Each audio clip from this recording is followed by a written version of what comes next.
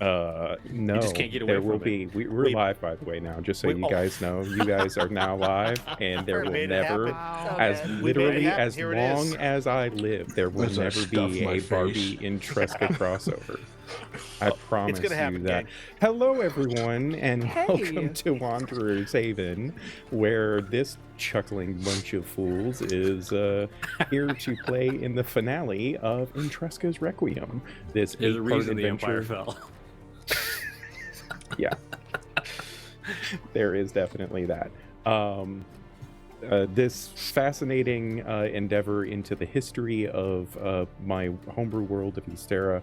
I am Miko, otherwise known as the Okeus GM.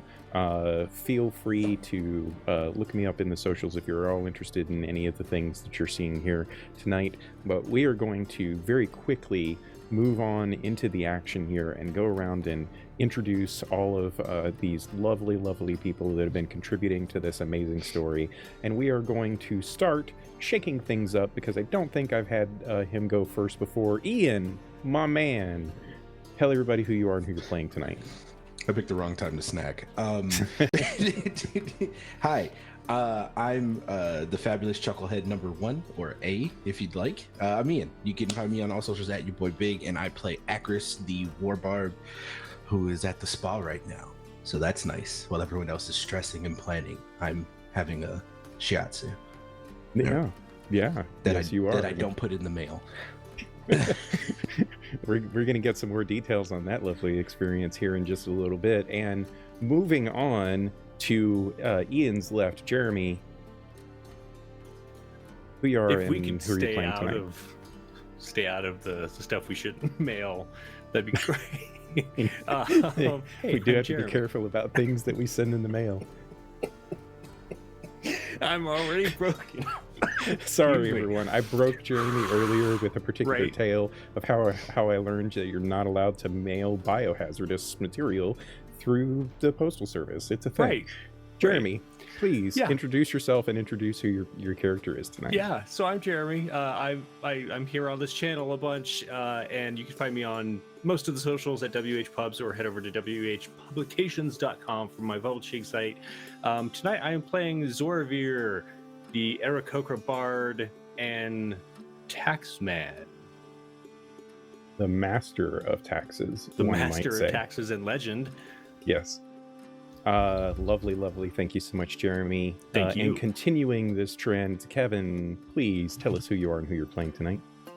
Yes, hi, I'm Kevin, and I can be found online at the socials at KevRan Games. I'm also a staple here at Wanderer's Haven, one of the 4 people on the production team doing cool stuff.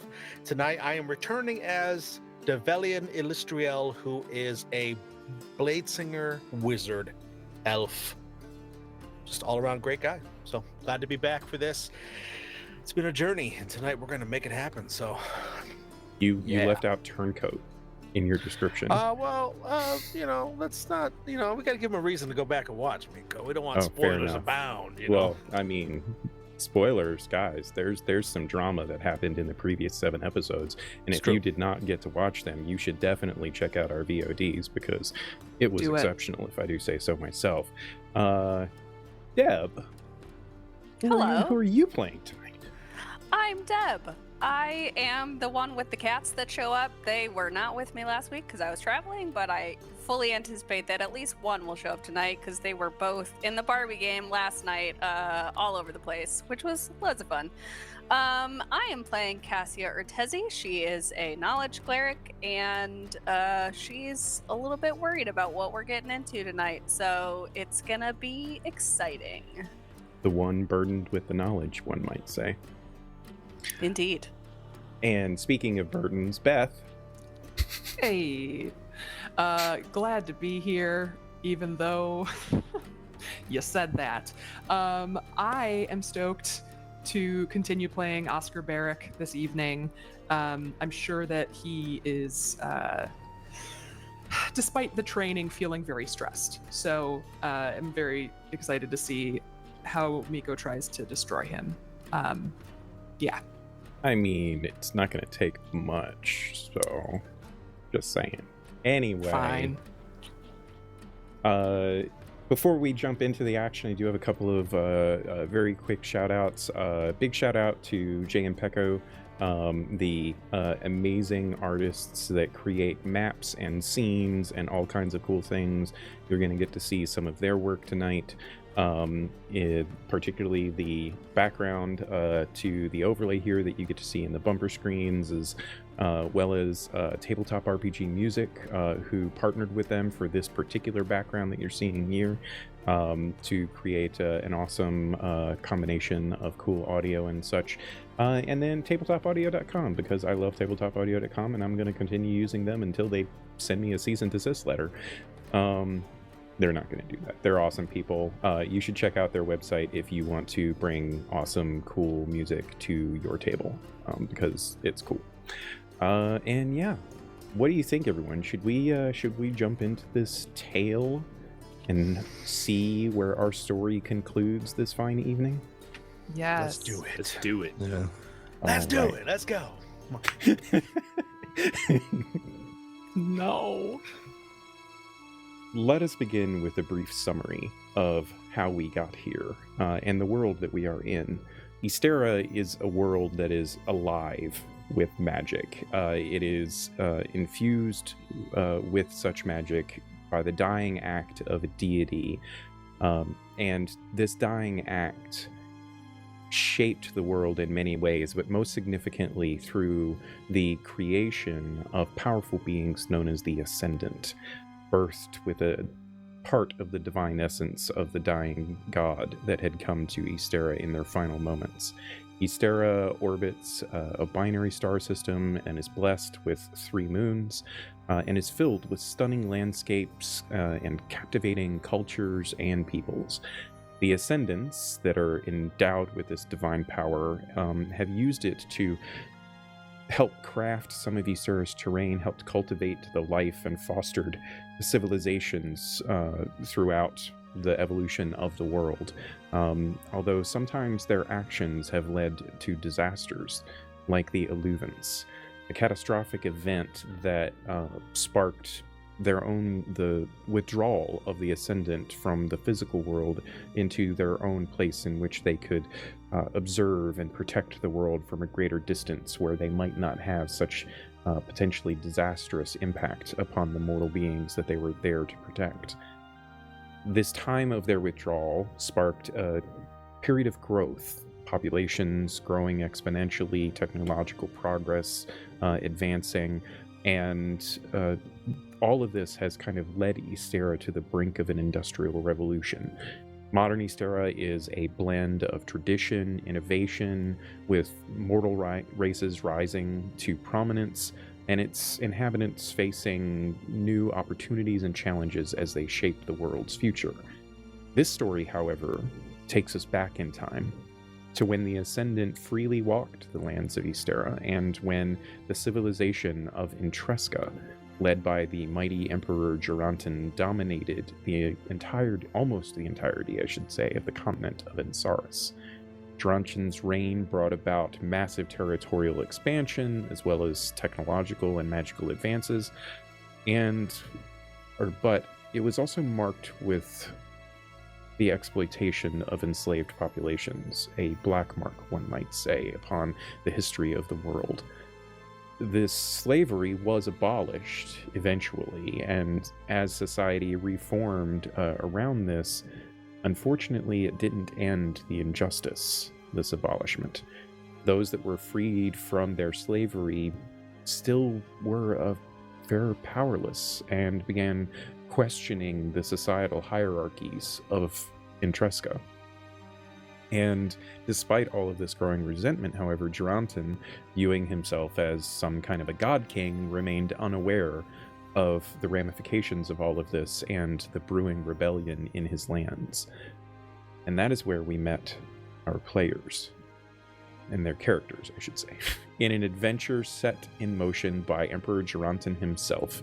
This diverse band of heroes, one might call them, was sent across to Ysterra to quell the rising rebellion in the east. On their journey, they encountered the many vibrant cultures and landscapes of Ysterra, And this journey revealed the world's vast and intricate tapestry of life, leaving an indelible impact upon them and their quest. Their voyage was marked by an array of encounters, some fraught with danger, others laden with revelations. They came head-to-head against mercenaries that had been once aligned with the rebellion they were trying to quell, and they experienced shocking revelations when one among them confessed to supporting the rebellion. And then on top of all of that turmoil, they discovered that another's sister was not just a rebel, but an inspirational figure rallying the masses against the Empire's deep-seated corruption. Confronted with all of this, their mission, initially perhaps a bit black and white, was now very much shrouded in gray, and they had to reconcile with their loyalties, the morality of what the Emperor had asked them to do, the risks to themselves, their loved ones, and even the Intrescan peoples.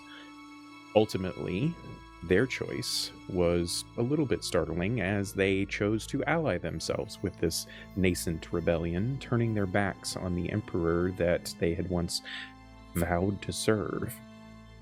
Their path then led them towards Sanctuary, a remote village of critical importance, one might say, to the rebellion, nestled in the lofty peaks of the Aelris Mountains. Their journey was disrupted briefly by a mountain quake that trapped them within the mountains and led them into a fierce battle against a enormous shadow behemoth, wherein they fought alongside the Ascendants, Rydos, and Stonskar themselves to keep this shadow behemoth at bay. After securing victory, in helping to imprison the shadow behemoth once more, and being thanked by the Ascendants, they were returned back to the top of the mountain, where they continued their voyage towards Sanctuary. And upon arriving at Sanctuary, they were met with a cascade of even more revelations. They learned of Durantan's ruthless subjugation of the Aarakocra people, the bird-like creatures who had now found refuge in Sanctuary. This history where Durantan, after nearly losing a battle to them at the beginning of his conquest of Insaris, resorted to dark magic to curtail the population growth of the Aarakocra, and he integrated the survivors of that horrendous battle into his empire as a constant reminder of his conquest over them. A meeting with a former servant of Durantan's, an elderly elven woman that had once practiced the very dark magics that were used against the Aarakocra, revealed the Emperor's dangerous knowledge gifted to him by the Ascendant Delvorminath. And that gift might also be a contributing factor that has led to Durantan's descent into madness.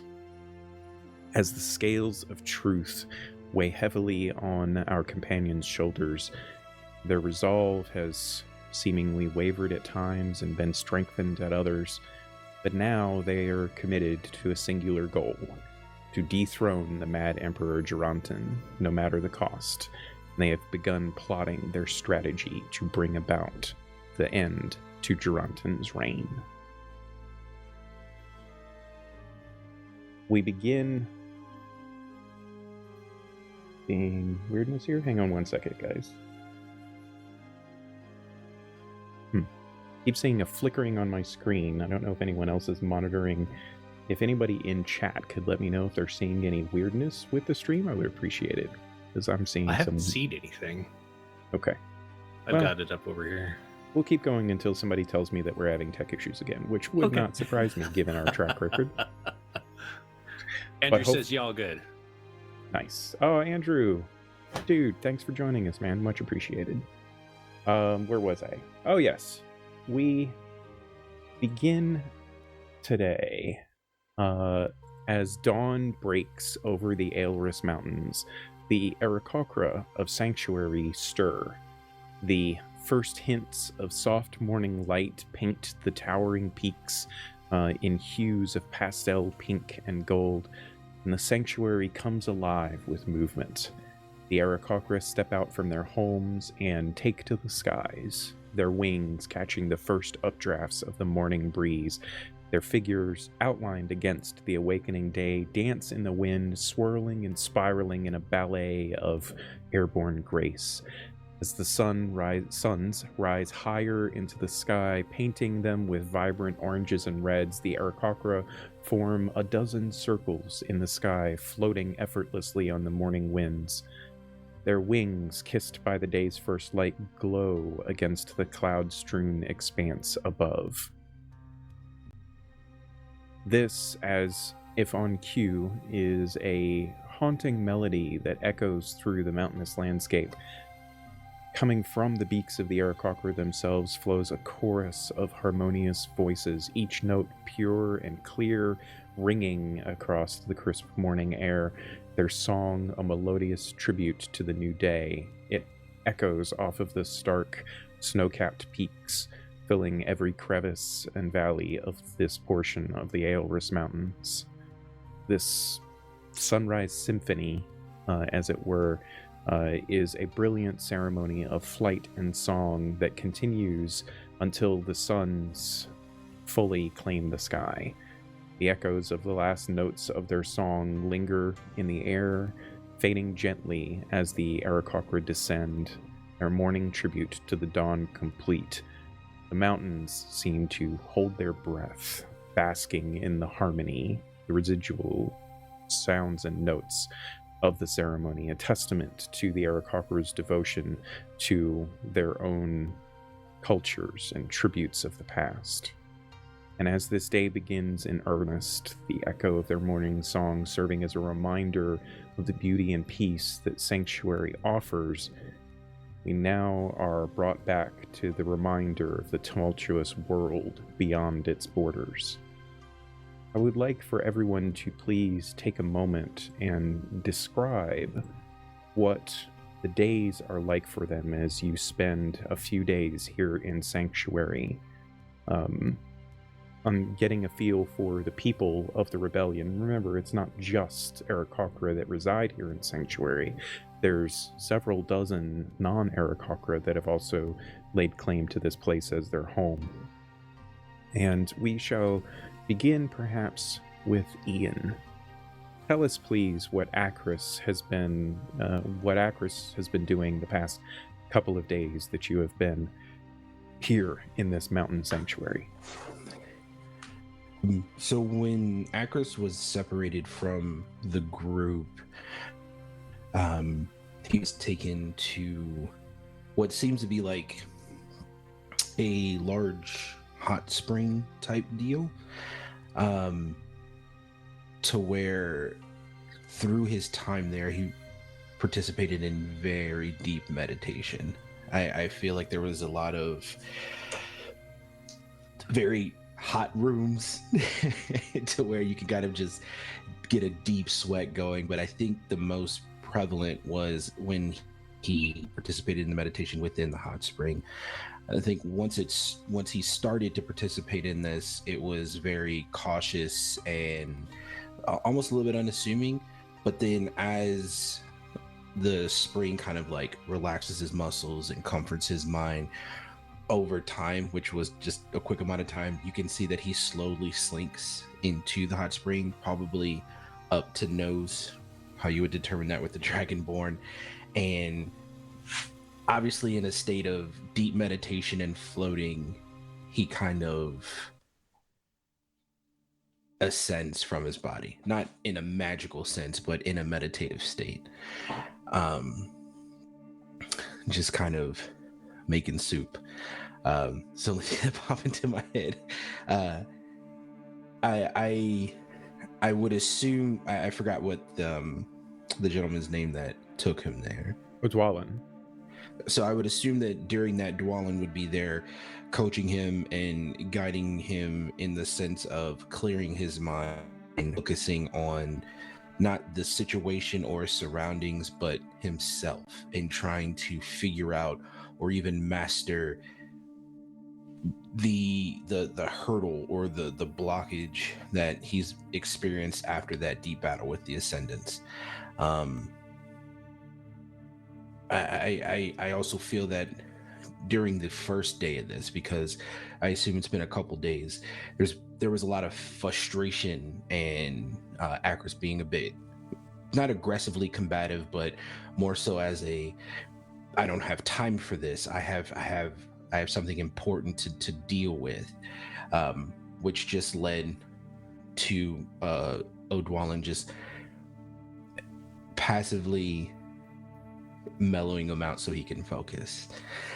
I think at one point during his hot spring meditation, more relaxed, the level of the water, he kind of ascends into it a little bit more. He finds himself in the middle of that pool after, several hours, I would assume, of personal reflection and meditation, and he fully submerges himself, kind of just allowing the water to overtake his head, to wash across his arms and his body, deeply relaxed and focused. And I think within that state, in his mind, it doesn't feel like it's in his mind, but in his mind, he's on the edge of a mountainside, overlooking the water. And there's like a cool, brisk wind flowing in between him. He doesn't feel or notice any of the heat of the hot spring. He just smells salty sea air and just the gentle wisp of either seagulls or whatever native bird. And it's quiet. It's eerily quiet. He can only hear the wisp of the breeze. He can hear himself breathing. And then that's it. It's a deep, deep quiet, deep focus. And I think at that point, that's him attempting to commune with Vimredal. Yeah. Which is successful. Vimredal had not turned his back upon you. And through that communion, as much as you had had frustrations in your previous endeavors when you had felt all of your magic being pulled away from you, there is more sympathy this time than perhaps there was last time. And you come to understand Vimredal's own personal, not pain per se, but sorrow that he had to channel as much of his own power through you as he did in that fight against the Shadow Behemoth that had effectively burned Akris out for at least a brief time while he is recuperating. Akris doesn't verbally communicate, again, still being within his mind, but he does feel all of this. And I think the aggression, the frustration, and the anger that he felt when they were on the side of the mountain, not at the rebellion camp, but after they had fought the Ascendants, to where he felt the need to test or tempt the presence of Vimredal in the demand of personal respect, that turns in this moment to understanding and gratitude. He finds in this moment that he's grateful for the opportunity, he's grateful for the position, but then outside of him being grateful, he is very scared. He's scared for his friends, he's scared for himself, but he's more so scared on what's to come and what potentially may need to be done, but there's an understanding on it. And he goes from standing on that side of the mountain listening to the cold or listening to the ocean air, to sitting and just peering out, and then at that moment I think that's when everything else he hears. It's not just the wind, it's not just his breath. Now he feels he hears the complete surrounding of everything, trees rustling in the background. I mean, even to the point of like small insects beside him doing their thing, moving around. Everything just becomes stereo, but it's a level of clarity that he has not had ever. And with that, I think he comes to in the middle of the spring. He pops up out of the water and he's looking around frantically, and he sees Odwallin, and he catches eye with him, and he looks at him and he goes, "Thank you. I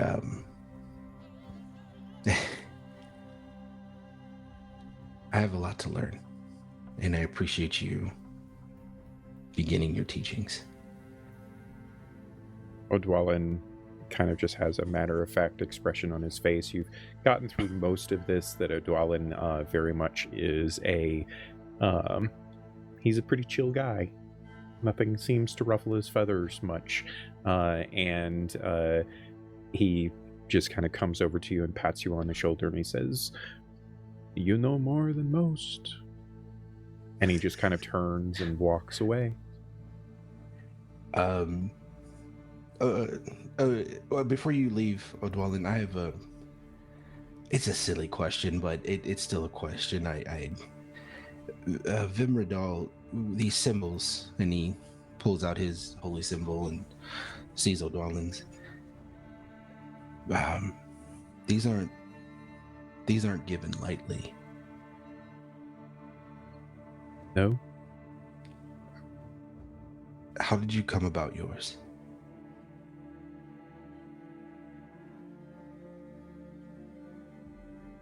It's an interesting experience when you fly the sky and a being such as Vimradal shares that sky with you. Changes you forever. And from the moment that I shared the wings with him, I knew that I was forever going to be in his grace and do what he needed done. Someone who is as wise as yourself, and of course is trusted by Vimradal, has to be of great knowledge, of great experience. These symbols, I never really understood the true meaning of it, and I almost threw it away in a very, very clouded moment, and I no longer want that to be an opportunity again. I appreciate you. You will be tested again. Oh, that I'm And sure of. Yeah. no one would have faulted you for throwing it away, as you put it. But it is through these tests that we learn, and you have learned, and you're better for it. Now, if you don't mind, going to get some food. Yeah. And he just kind of bows to you and turns and takes flight away from the ledge and you. Cool. Yeah, am I by myself? You tell me. This is your story that you're doing over these few days. I would think in this particular moment I am by myself. In this cavern here, I would assume that it's a little bit tucked away. Well, for the most part, of course, being with mostly air cargo, there's open airways. But I assume that there's torches around. I mean, it's daylight, but with the way mountains are, especially this high of peaks, unless it is a very deep inset cave, it's very rare for them to be darkened. So got it. I think you can assume that there's a lot of natural light in this space. If you were to go deeper into a cave, that had been, part of where the Aarakocra had been, you would find things like torches and the like. I'm going to place. I'm going to go find a torch in this area. Okay. Once I do that, I'm going to place the symbol on the ground and put the torch to it to heat it. Mhm. The entire full face of the symbol. And then once it does get to a point to where it's somewhat glowing, I'm going to brand the symbol of Immeasurable in the side of my thigh. Okay, then. It is excruciatingly painful, but Akris finds solace in his faith now and knows that the pain will fade. So it's not easily thrown away next time. And then I leave to All right. go find everybody else. Okay. Is there any other part of your story over the next couple of days that you want to touch on? Yeah. So I think during that time, after, I would assume that this was the first full day. After meeting up with everyone, maybe later that on, and the second day, am I leading this narrative? Yeah. Okay. I'm talking to somebody within Sanctuary, just kind of having a general conversation, joking around and chuckling, and I hear someone call out my name from behind me. And in the middle of the conversation that I'm having, the person in front of me would definitely see his face just go in deep shock, and he spins around and he sees Kendra over there. And he runs up to her and he's like, "Hi. Hey. How did you get here?" Super nervous about it. She kind of punches him in the shoulder first and is looking at him very angry, to the point that he thinks he probably did anger her before her expression does soften a bit, and she just wraps her arms around him in a hug. Eventually, you do end up with having a conversation with her in which she talks about Bastion, who had been escorting her and Rendar, right? Yeah, Rendar, back to the capital, eventually telling them that they can't go back to the capital, explaining the situation as Bastion understood it, giving her the note from Akris, and then eventually meeting up with a agent of the rebellion that kind of passed the two of them around several times to different other agents until eventually connecting with a certain Aarakocra that guided them up the mountain to bring them here. Perfect. Cool. So as the two of you spend, a couple of days together before you have to leave, is there any particular story elements to that you wish to share with the rest of your party? No. Okay. I think, no. I think actually the only thing that I do speak about is just to explain where I went. That's all I talk about. Okay. No. Any of you would have the capability of observing the presence of Akris's love interest returning, and can feel free to make fun of Ian or Akris as you see fit.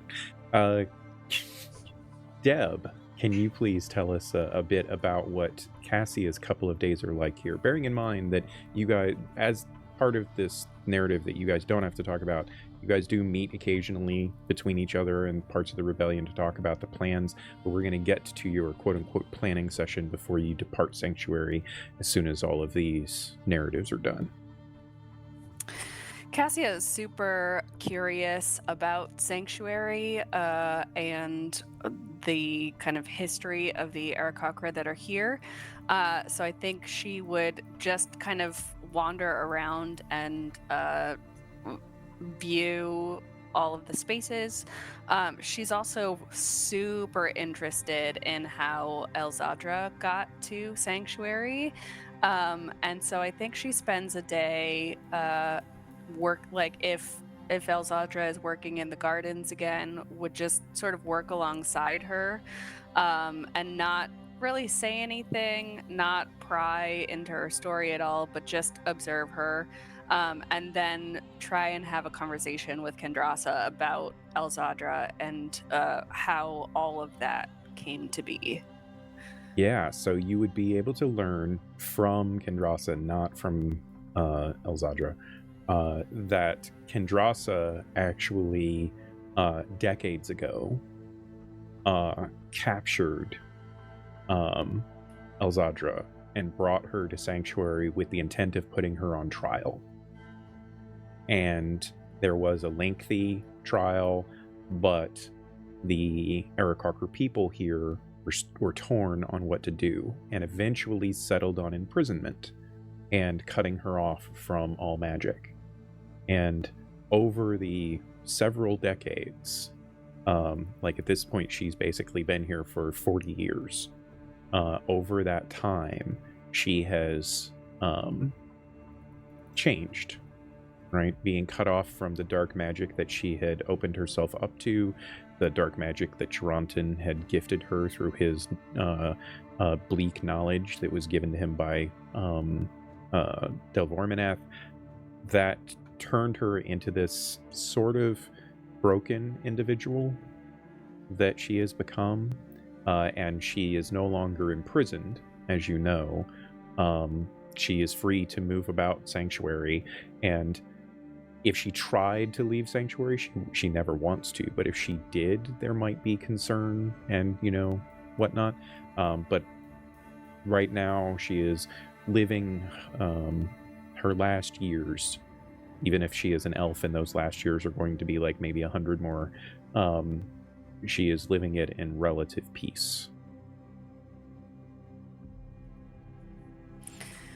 I think, Cassia would just be taking all sorts of mental notes about her time here, and she doesn't want to write anything down because she doesn't want to sort of betray this space, but she's really fascinated in the workings of this place, having not heard of it before, and just taking it all in. She also recognizes that these are probably the last days of peace that she is going to experience for a while, and so she's much like she did the nights before they left on this journey to begin with, just sort of bask in moments of peace and recognize that this is the last space like this she will see for a while. Okay. Evan, can you tell us, please, a bit about what Develian does over these few days of planning and preparation? Of course. Something that the group has already seen Develian do is every day he will go off to a secluded area. He'll be close enough to where they can see him, but he'll go off to a semi-secluded area, and he goes through a long litany of different forms and movements with the blade, the mage blade that he carries on him at all times, sometimes in the shape of a pen, sometimes in the shape of a sword, a very finely crafted rapier of quartz. He goes through these motions. They're practiced and tried and true, but they're not showy, which is interesting because when most of them first met him, that's all they saw was a show, was a facade. And now he is nothing but determined and drilled focus. These moments are mixed, between the planning, between the time of just, spending time with his wife that he was apart from on this deep undercover mission, as it were. He spends a lot of time just walking around in quiet contemplation of everything. This would be something that he wouldn't really reveal to everyone else, but it's something that his people refer to as the walk. It's basically he goes and he looks at everything, really fully takes it in, sees all the different intricacies of everything, the beauty of the sunrise, the frivolities of an argument, the way a food will taste, and he notices it almost as if it's the first time or perhaps the last time at once. And he just catalogs everything, because everything will lead into the Blade Song, the unheard song that even when he's practicing with Akris, sometimes these forms that Akris has been mimicking, it's a song, it's a dance, it's a certain way the moves are done that he'll never ever fully be able to spread on. He's not an old elf by any stretch of the imaginations, but he feels like his time maybe to have a typical life of a family and things like that is just something that he sacrificed for duty. And now he feels like that duty is going to bring him to a place where he might have to make other sacrifices. But he spends time with the Aarakocra, he spends time with Zorvir, his companion. There's definitely, because of the ceremony that they had, the Harakra last week, where they cut off a lock of their hair, in Develian's case, or a lock of his feathers, a patch of his feathers in Zorvir's case. The two of them have an unspoken word, and he just really just kind of takes everything in. He's just a presence, but a quiet one, almost sagacious, just around. So, Okay, nice. And Beth, how's Barrick doing over the course of these days? Things come in phases, I would say. Some good, some not so good. He will spend a lot of time talking with the people here. He says that it's to learn as much as he can about what they went through and where they were from, how everything lines up, so that he can have a clear picture of everything that has happened and everyone that has been affected by the Emperor. Roll a wisdom saving throw. Oh no! No, Should I'm I? kidding. I'm kidding. Okay. I'm kidding. That's gonna be some dark drama. Yeah. So he tells himself that it's for information, but he also knows a little bit it's punishment, and he still is having a hard time, even now fully entrenched in the rebellion, grappling with what he has done in his career. And even most recently, though he hasn't fought a lot in the last decade, he has been in service to the Emperor. So he spends time doing that. You do see him speaking with Cassia here and there, asking if she has the capacity to perhaps reach out and send a message to Bastian and Meryl to get in touch. He wants to check on them. Of which I am assuming Cassia is more than willing to do for her friend. Yeah, of course. And the unfortunate circumstance, however, Barrick, is that as these messages are sent, they find no destination. You get no reply, and the spells fail, either warded magically to prevent such things from coming through, or both Bastian and Meryl are not there to receive them. Every time that Cassia tells him that she can't connect, his response is a clipped, polite thank you, and he retreats without fail every time. That's very concerning to him, and he'll just continue to try every day as much as she'll allow use of her abilities. he also, you do see him writing a little bit here and there. Eventually, he'll go and find one of Acris's friends, the baker's son, right? And have a little conversation, but he'll give him some things to hold on to, just in case. The rest of his time, he'll try to spend at least some time every day with his sister. Just grateful for some family around, apart from the family that he's created with the rest of the group. But it feels good to have reconnected, and so he's really cherishing that as much as he can. He's not one for meditation or spiritual connections and such, but he does wake up very early, and he spends his time just sort of watching the sunrise, contemplating. It is a form of prayer, even if he doesn't really consider it as such. But he'll become more and more anxious as time goes on if he's not able to connect with Marilyn Bastion. Okay. Of course, your sister spent a great deal of time with you. You guys have a lot to catch up on after so many years apart from one another. And the tension that you feel, of course, very warranted given the situation. Yeah. Jeremy, what is the few days here like for Zorvir being amongst a people that perhaps that certainly he never knew existed, but that perhaps possess of a culture that is so foreign to him? Yeah.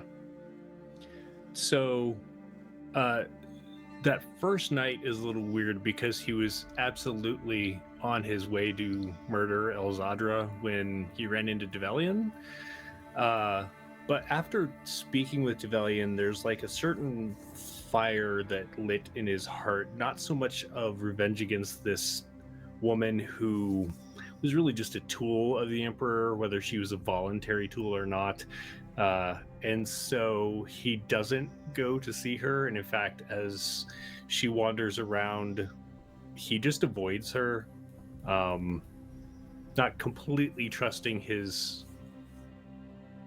ability to not lash out at her, but he spends a good amount of time with his family, with Viren and with his granddaughter, and it's almost like he's not elderly, but he is older. He's middle-aged, maybe going a little north of that. And it's like the years have just kind of melted away for those of you who see him. He spends time flying the skies with them, cooking with them. They have like a little apartment that they spend a lot of time together. And just kind of catching up. It's almost like his family has been given another chance at life. Now that Viren is not in her kind of semi-catatonic state that she's been in for years.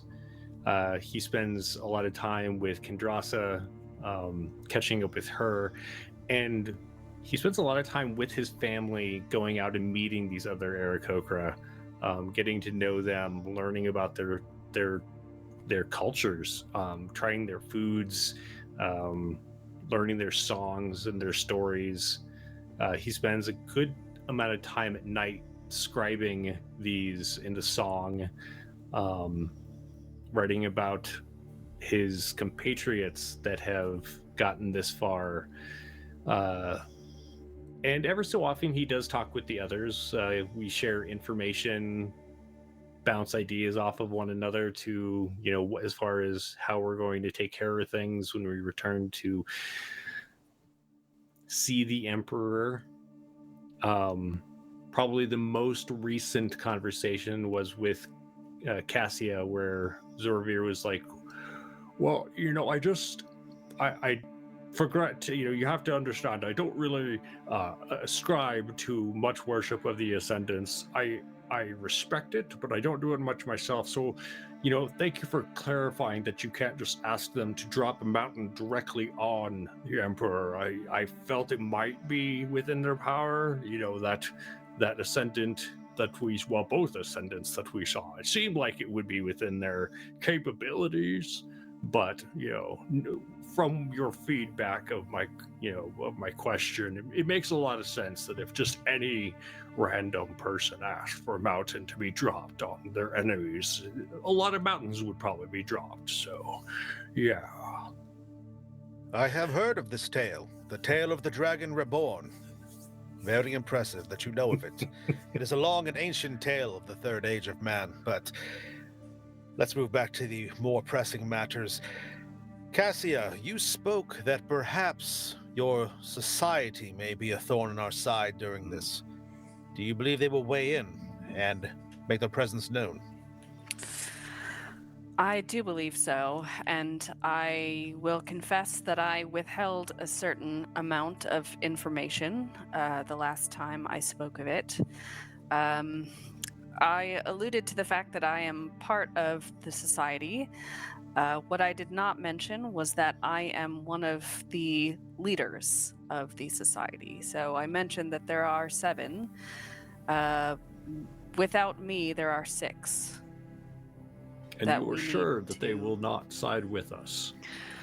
I am certain, yes. I have been, for a long time, weary of their willingness to do whatever it takes to maintain their handle on power and wealth and control. And they have certain measures in place that will go into effect if the throne is destabilized.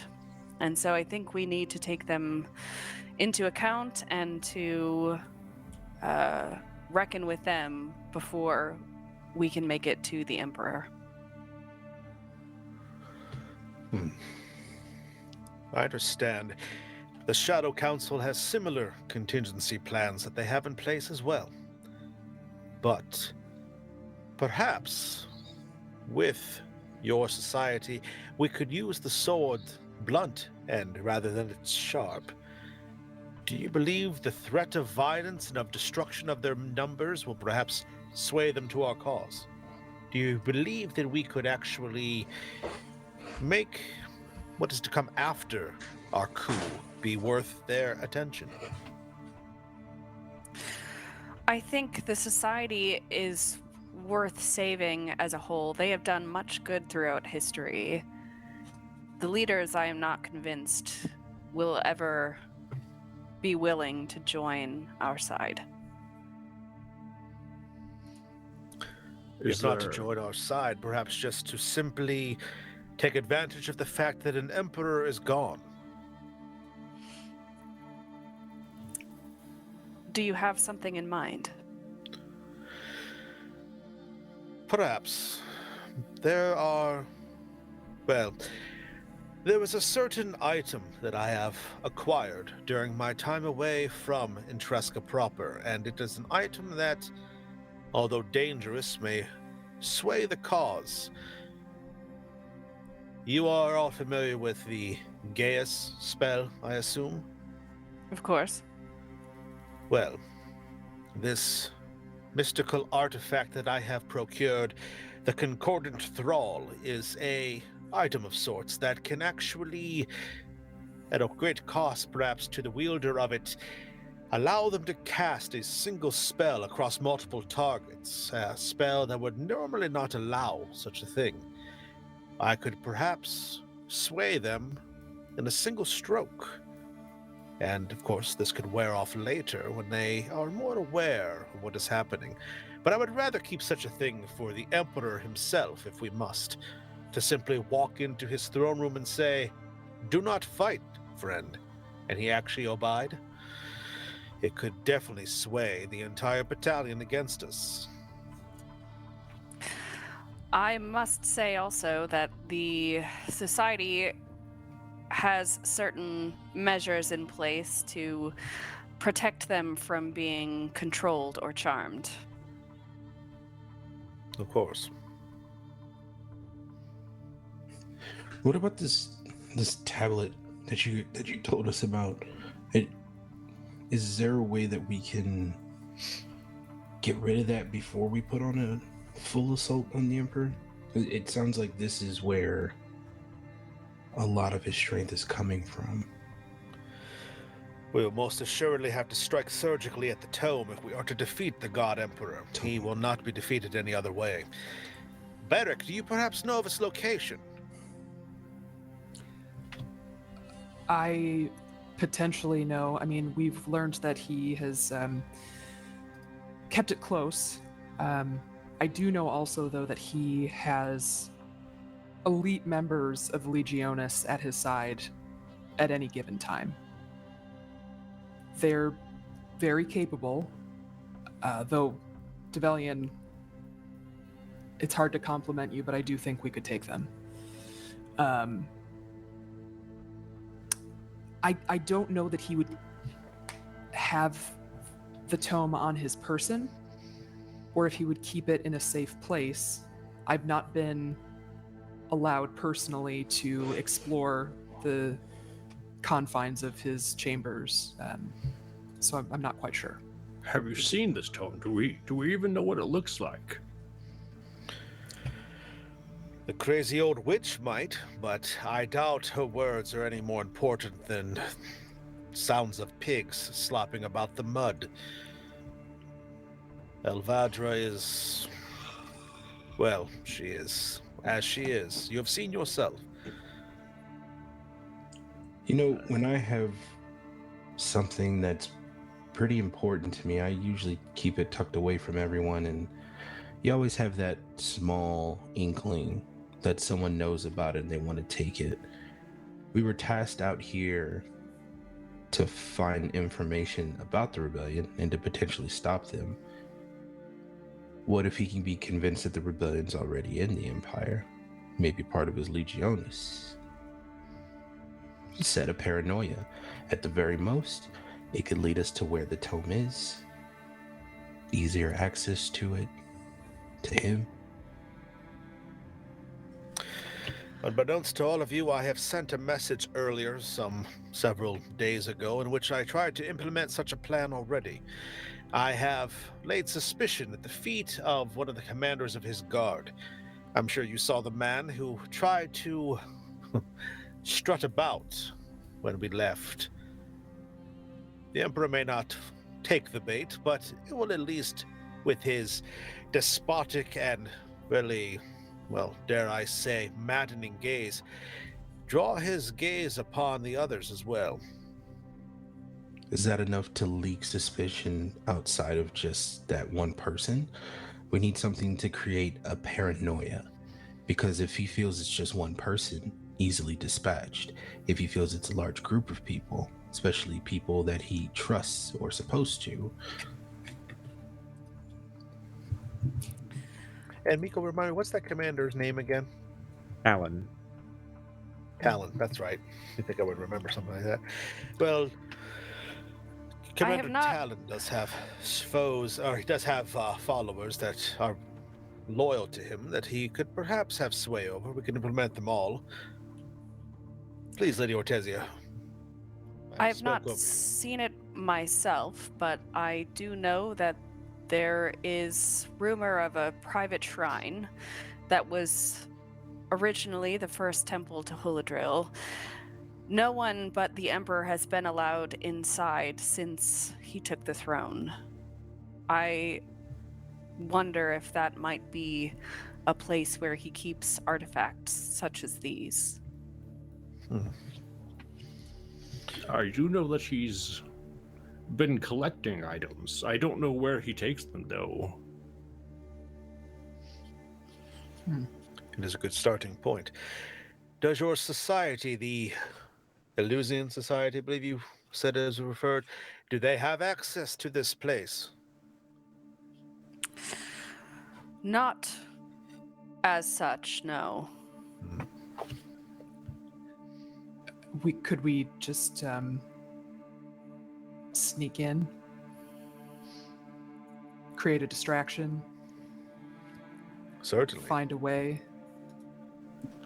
I was wondering the same about Lady Cassia's contemporaries, whether we can just move past them without their knowing. A more direct attack may be perhaps to ambush them and, using our magic and wiles, perhaps force them to acquiesce to the Gaius spell and therefore work directly with us, or at least stand aside. Is it possible for you to use this spell upon someone like Talon and cause him to admit that he is part of the rebellion? Turning the Emperor's gaze away from us? It At least allows long me enough to- for us to stab him in the back. Yes. It allows me to give a creature a certain quest, a duty, a calling that they will follow, but not to any sort of direct harm to themselves. He will not put himself in a place to be killed outright, nor would he. I could not convince him perhaps to say, "You, go jump off a bridge." That wouldn't work. But I could Putting perhaps... yourself in front of the Emperor that way would be akin to jumping off of a very, very especially tall for him, bridge. because his loyalty has been rather placed all these years. I would rather just stick him with the pointy end of a sword, but that may be yet to be seen. I think our time will come with that, but we definitely need to take care of the magic that he possesses. We have to find the tome and destroy it before we stand a chance against him. And as far as the society goes, I don't mean to be unkind, but they're all very strong and powerful, and they could present a big problem for us if the alarm bells are raised, to have a group of highly skilled mages who, as Cassia said, vehemently oppose anything against the Empire. I don't know that we could consider them collateral damage. I think they're part of the greater problem. Lady Cassia, would you say that your group views the Empire as it is, as a healthy nation? I would say so, yes. And you don't think that we could convince them that it would be healthier without its current leader? I don't believe we could convince those who are in charge. I think there are those among the society who would be willing to have a different perspective. But those other 6 who I have led with are steeped in tradition and the history of the Empire under this emperor. These folks that you speak of that may be turned, do you think that they would be able to offer up any kind of distraction at the very least, or resistance to the other 6 long enough for us to deal with things? It's possible. It might take time to fully convince them enough to help us. It's one thing to turn an eye, but to actively go about opposing the Emperor is an entirely different thing. We could certainly use their help, though. What if we convince them that the removal of the Emperor would boost the society? I think, again, these things take time. Time that we don't have. There are maybe 2 others that I have not been as adamant about the Emperor's wondrousness.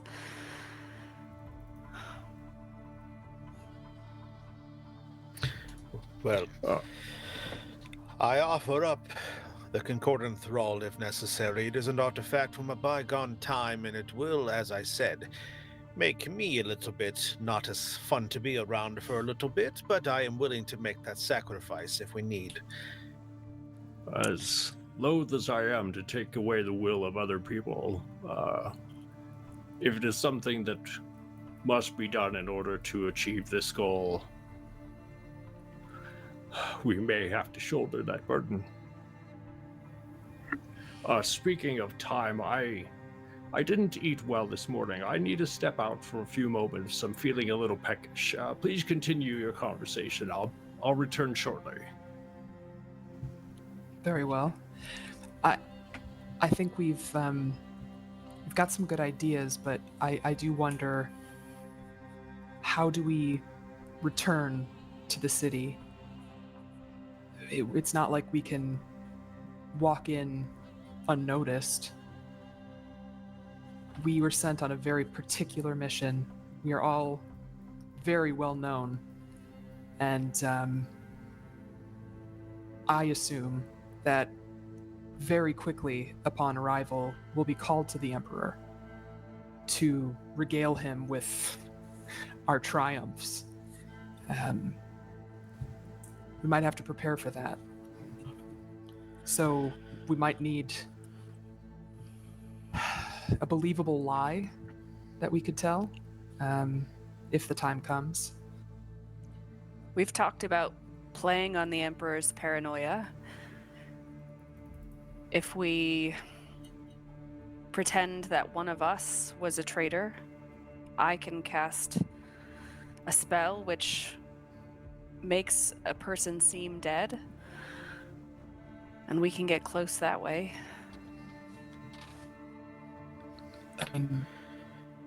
Well, Sounds we wouldn't great. exactly be lying either if there were magics to try to suss out if we were lying about a traitor in the midst of the Emperor. I would be willing to go about this ruse, but it is risky. If he Wouldn't it- pulls the wrong thread from his belt, he may simply wish to have me instantly destroyed, or anyone else who might be in such a deceptive state. Also, that would leave them unable to aid in the battle if necessary, unless the spell ended, of course, I would assume. Are there any other consequences of this magic? Could you wake them up at any time? I can. I would have to be there and be able to touch them. Okay. And this would give away your part in this plan as well, and I will say that the Shadow Council does know of a few secretive ways that we could ferret ourselves in and out of Ysterra if we need to, but they will be tricky nonetheless, because if we are discovered, the entire plan will be forfeit. We need to strike fast, we need to strike hard. In my previous experiences as one who was one of the Emperor's darts who would sally out into the night and silence problems, I often work alone, so I could perhaps split off and do some sort of purposes if I need to. But I believe we will all need to come together and face him together if we are to survive this. And Devellin will actually look at Kira for a moment. There was also a plan that my lovely lady has suggested that I do not agree with, but I must speak it here. We could simply give the Emperor, who is in charge of the rebellion, and therefore we would not be any sort of question as to if we are lying or not. We could pretend we have apprehended Beric's sister and we are delivering her for punishment. But I do not agree or condone this plan. Is Kira with us? Sure. I thought she was, sorry, that's why I said Yeah. look at her, but I assume she Um, would be because she's kind of like yeah. the highfalutin rebellion Yeah. person. Hearing that,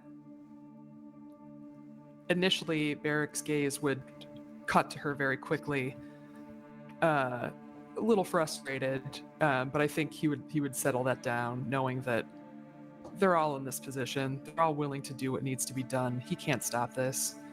So, yeah, he sort of lets that go. It's also worth mentioning that there are more than a handful of Aarakocra here who would like to see vengeance taken upon the Emperor. We could certainly use their help. I They're will gladly also- stand beside them or fly with them if I must. They're also fairly good at sneaking. Most of the ones that have already pledged loyalty to this cause have been in and out of Insaris dozens of times over the years without anyone knowing, so it's not as perhaps secure a city as the Emperor might wish it was. No, it is No, not. it's not. But regardless of And then- that, I look at Barrett because we said that in unison. I just kind of give him a No, we smirk. didn't.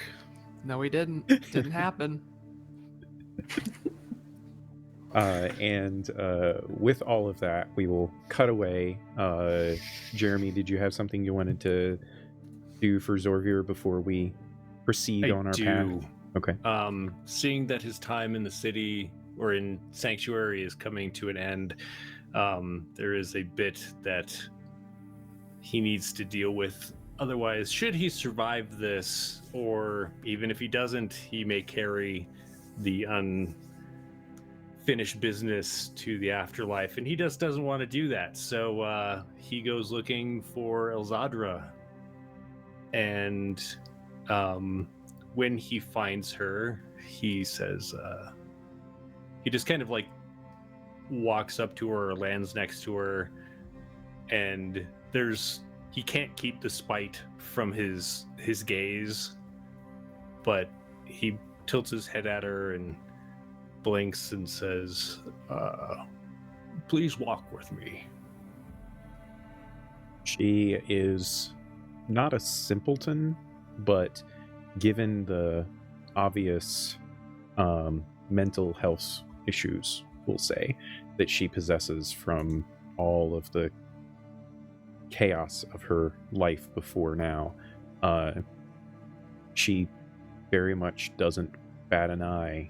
She doesn't even really know who Zorvir is, right? Like, he's another Aarakocra amongst the people of Sanctuary, so she is safe.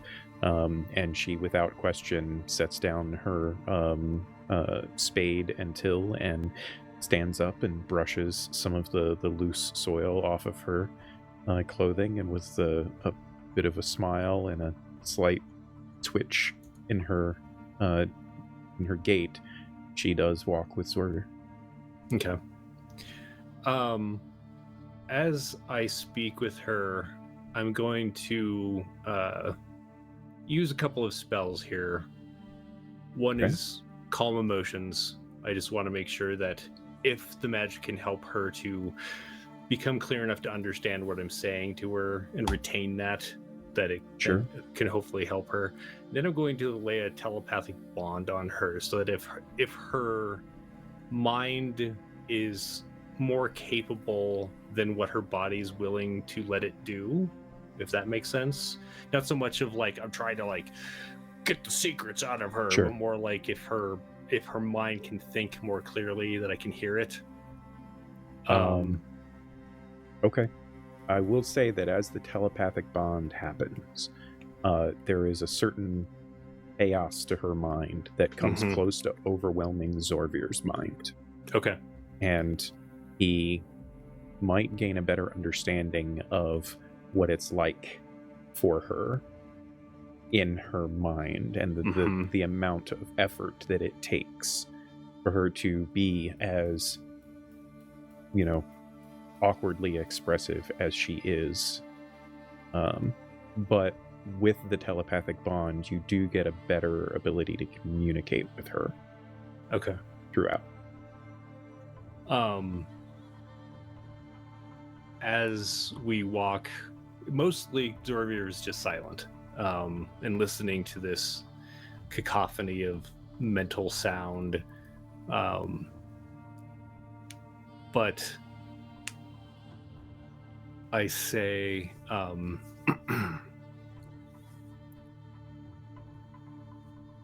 the night I arrived, I was ready to take your life.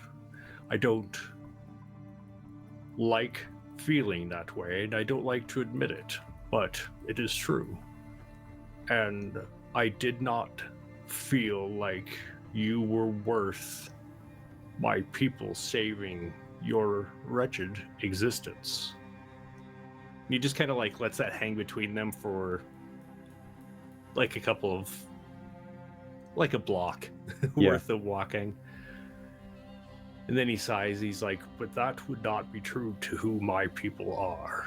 And not only has Kondrasa offered you safe haven here, but my people have taken care of you.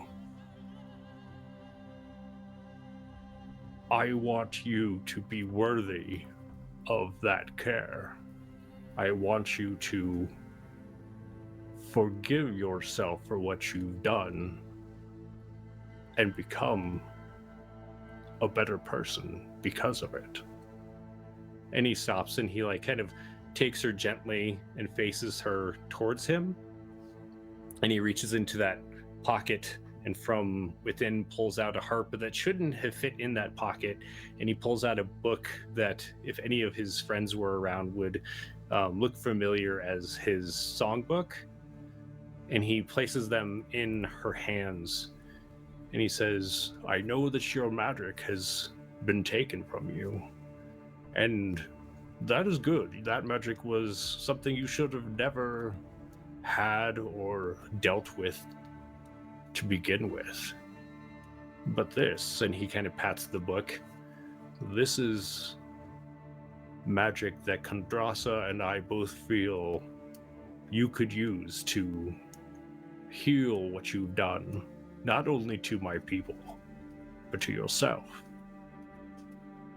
And he looks around and like,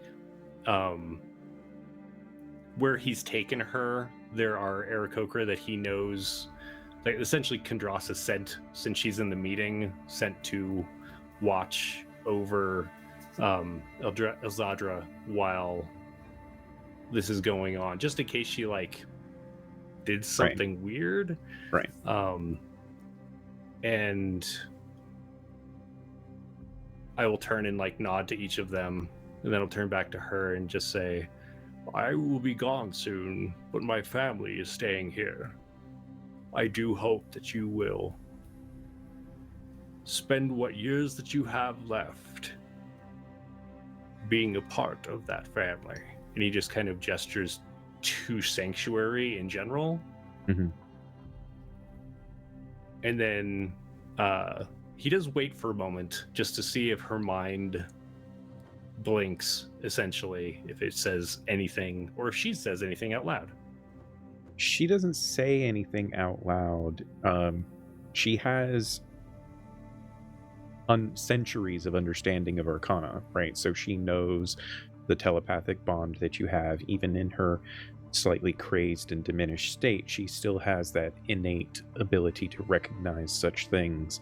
So she doesn't say anything out loud, but you do see a relief washing over her face, and the emotions that come through the bond are of sympathy for Zorvir, as well as a thankfulness.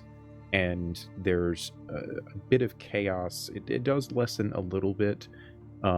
There's a bit of chaos as she attempts through that mental bond to thank Zorvir, and there's like a tumbling of words and images and just a great deal of chaotic thought that cannot be controlled, until eventually she willingly ends the telepathic bond. She shakes her head as if the chaos of it was too much for her.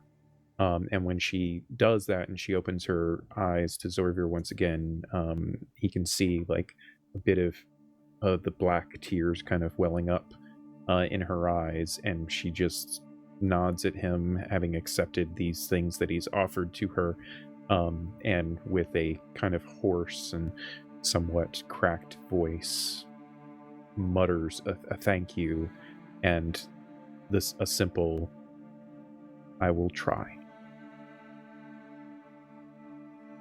And I open my mouth my beak to say something, but nothing really comes out. I really, at this point, have said what I came to say, and while I'm sure there are other words that might make me feel better, I'm not sure that's really what I want to do, and so I end up closing my mouth and nodding to her, and then I just leap into the sky and fly back to meet the others.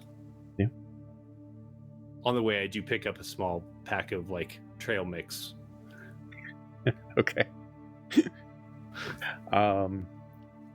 So as you all gather up, you finish making your preparations and your plans for potentially dealing with the Illusian Society and, contemplating on how you might gain access to whatever this hidden shrine temple place is within the royal halls, and what it means about the book, and do you take that before you go after the Emperor? Do you try to do everything simultaneously?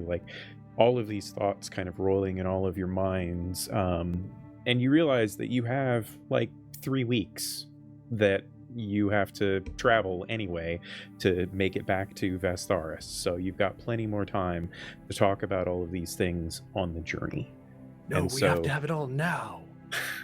You set forth on your journey. The Aarakocra that are joining in this cause alongside some of the members of the rebellion that are also part of this, ready and willing to cause chaos or to provide distraction or to even fight members of the Aegis battalions if necessary, all venture out as well.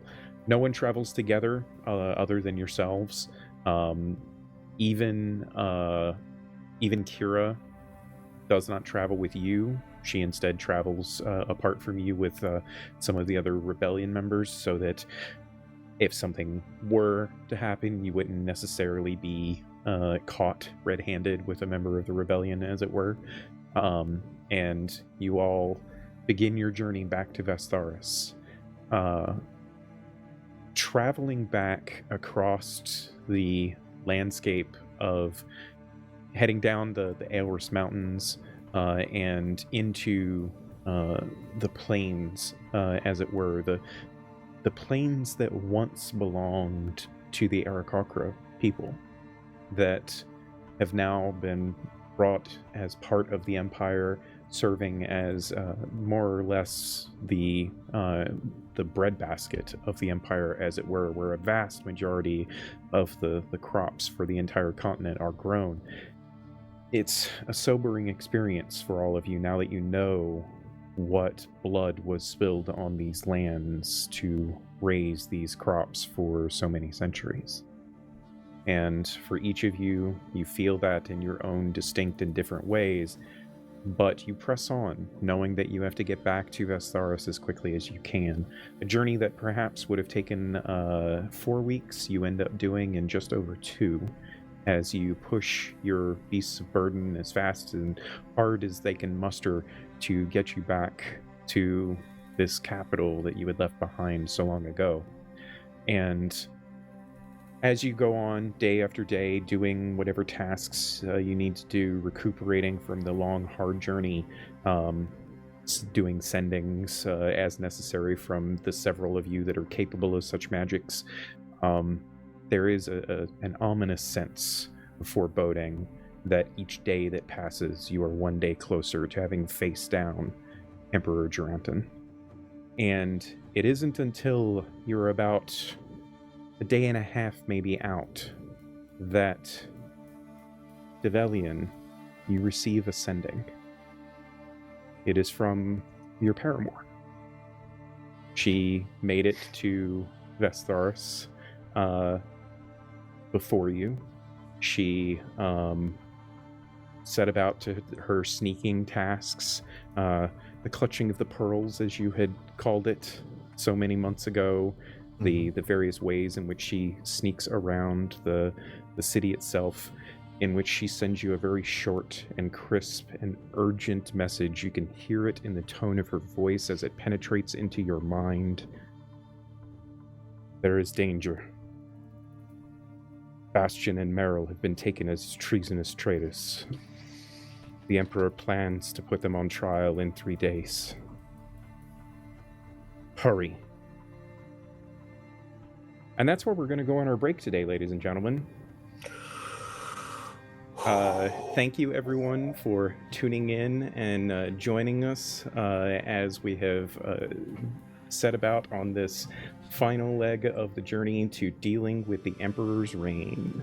We are going to take a brief break to get some beverages and to take care of the things that people need to do whilst on such breaks. We're going to try to keep it as short as possible, and we will see you back in just a few minutes, or if you're watching us on VOD, a matter of seconds.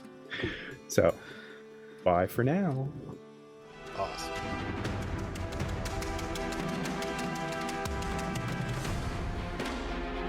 And welcome back to Wanderer's Haven and the final episode of Intresca's Requiem.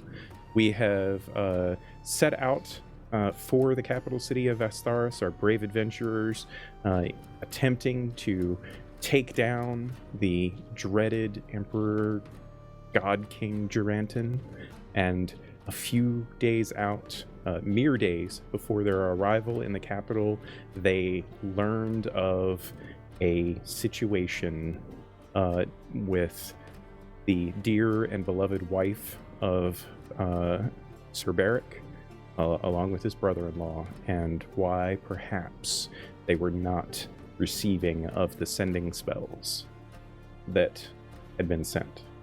So, with that all said, what would you all like to do? You have a couple of days if you wanted to do anything in particular.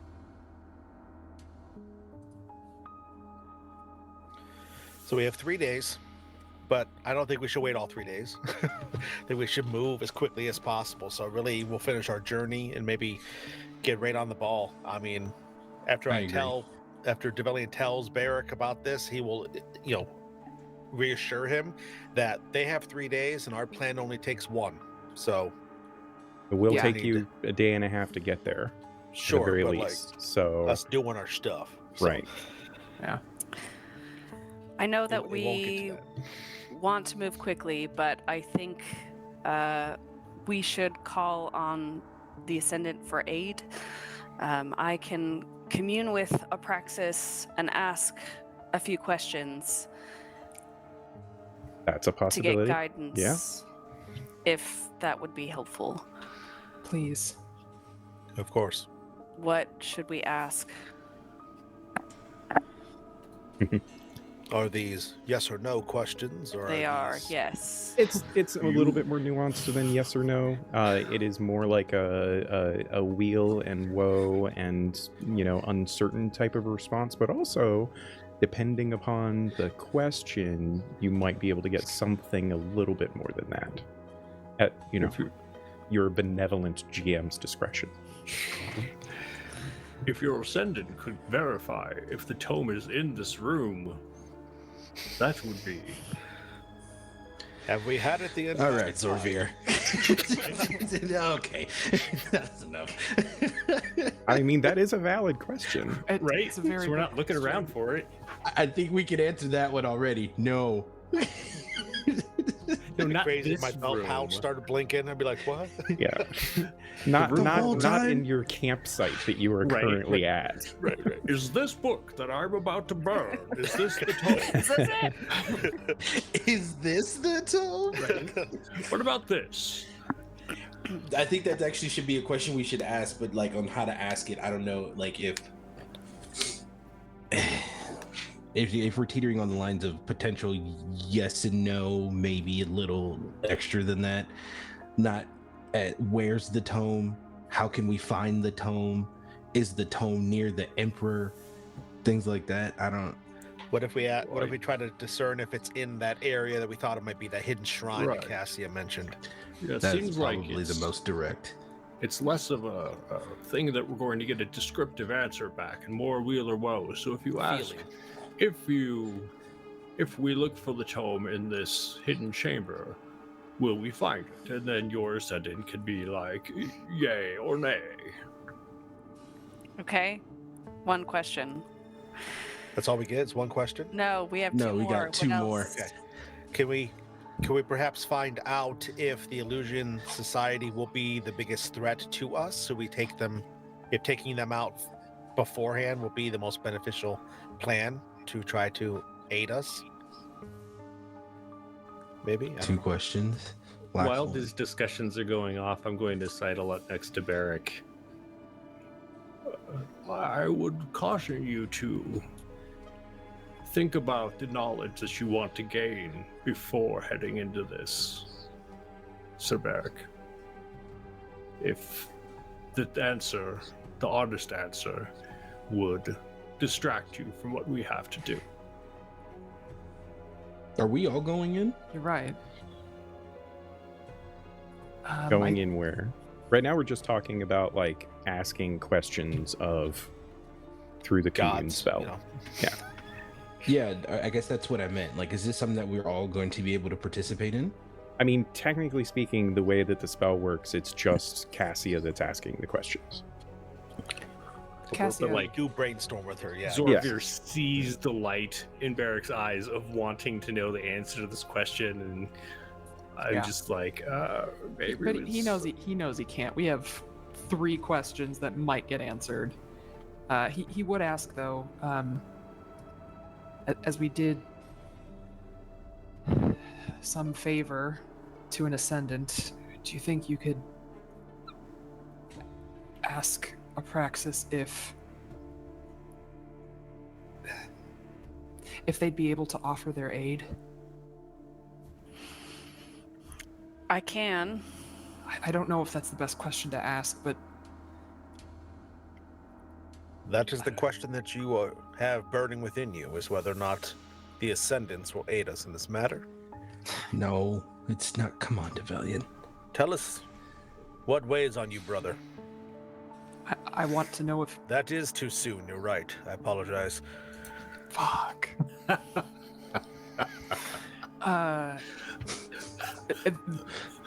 Point to develop. The question on my mind is whether or not I'll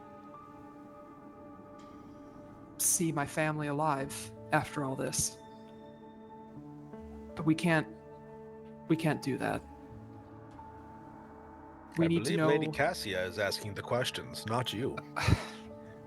Develop. There are more questions that we could ask, please. I can't know.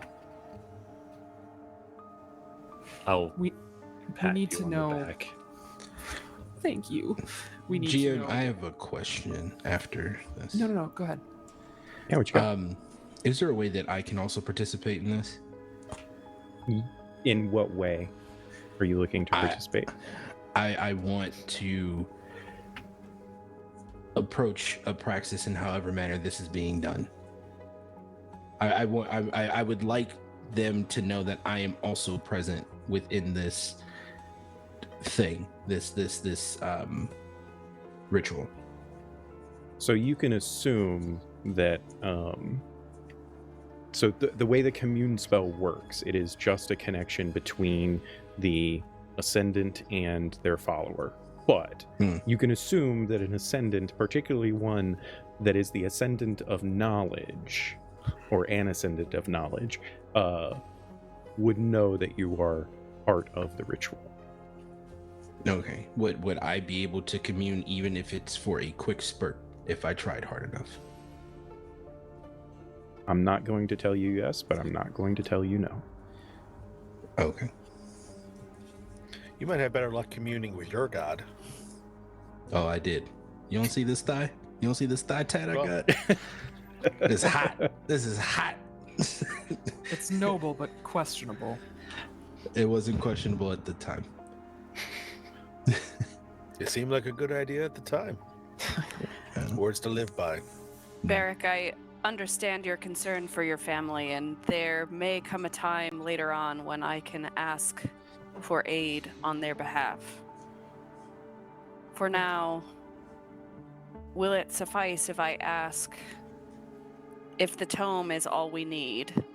Destroying the tome, if that is all we need to defeat the Emperor.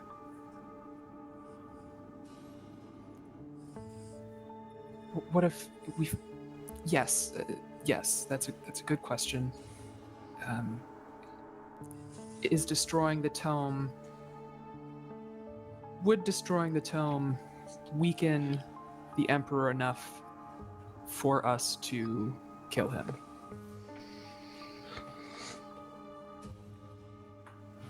Also a good question.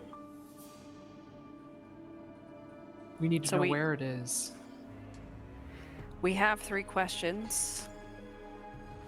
A question about the Eleusinian Society, a question about whether destroying the tome would weaken the Emperor enough, and a question on whether we will find the tome if we look for it in the shrine. Are those the questions we want to ask? Do we distrust Ilzadra's information enough to spend a question about destroying the tome? I don't think it's about distrusting her information. I think it's more so of confirmation of our plan. And whether there's something that she does not know.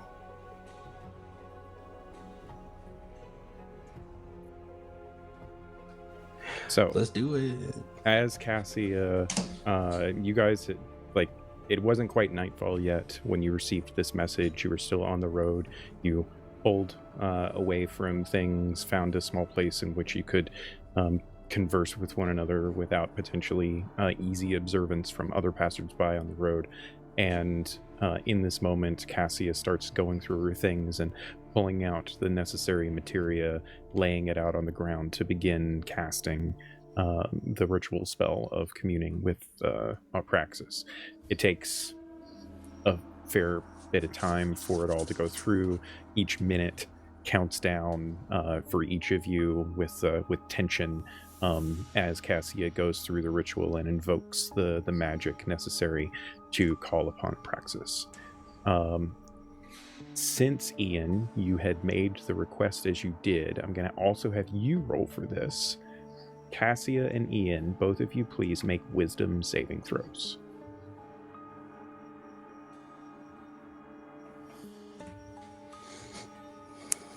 $26. Don't you fuck me.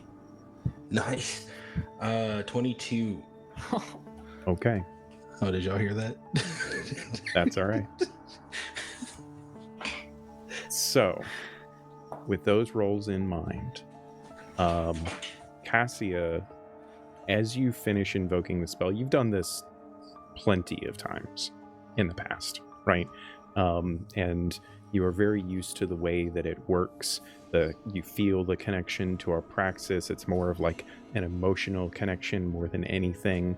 And you get ready as you feel this connection happen. You get ready to evoke your first question. And as you do so, there is a ripple of arcane and divine energy that bursts from your gathered materia that you did for the spell itself. And as you open your eyes, because they had been closed for the commune, you open your eyes, and materializing in the space in front of you is the familiar form of Apraxis. You know that this is not normal for this particular spell, as he basically sits cross-legged in front of you as you are kneeled upon the ground, and he just is looking at you, kind of stroking on his thick white beard. He just looks upon Cassia with a slight mischievous smile in his eye, or twinkle in his eyes, and a smile upon his face, and says, "You called?" Yes, I did, old man. Hmm. We need your guidance. Indeed. I have been watching. Seems like there's a bit of concern of all of these goings on. And the rest of you can see our praxis as well as he kind of looks around to each of you. The other three, not Acris and Cassia, feel this like overwhelming sense to like bow or kneel or pray or do something that's not going to offend the deific being standing in front of you or sitting in front of you. But you suppress it and keep it chill and keep it calm as best that you can. As Alpraxis is simply looking at Cassia and says, "So you have some questions then?" We did come up with a few, yes. Mm-hmm. We wondered about the threat from the Illusian Society. Oh, yes. I did warn you that they were going to be trouble, didn't I? You did. Seems like you all have discussed amongst yourselves a very interesting way of dealing with them. I am particularly fond of not trying to get into some kind of disastrous magical duel that could, potentially end in a result in your demises. But I think that notion that you had discussed about potentially trapping them and using a bit of power of your own to bend them to your side of the conversation, I think that could work. It's good to have confirmation. We also have a few questions about the Black Tome. Oh, yes. Black Tome. This one has been very vexing to me, in fact. Delvormanath is a tricksy little one, isn't they?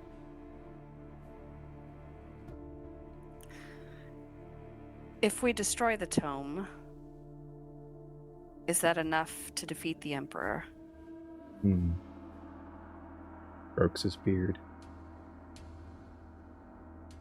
Remind me, young one, what is the most important tenet of a follower of Alpraxis? Do I remember that? Preserve all knowledge. That's right. You And may I not. will You may not. Cassia I certainly don't, does. yeah. Cassia Perfect. certainly does. Yes, so I will repeat that back to him. So the destruction of a tome, as however dark that it might be, that's a bit antithetical to our teachings and to our faith and to who we are as people. Perhaps, though, there's a way to preserve the knowledge whilst also preventing the darkness that has suffused your God Emperor.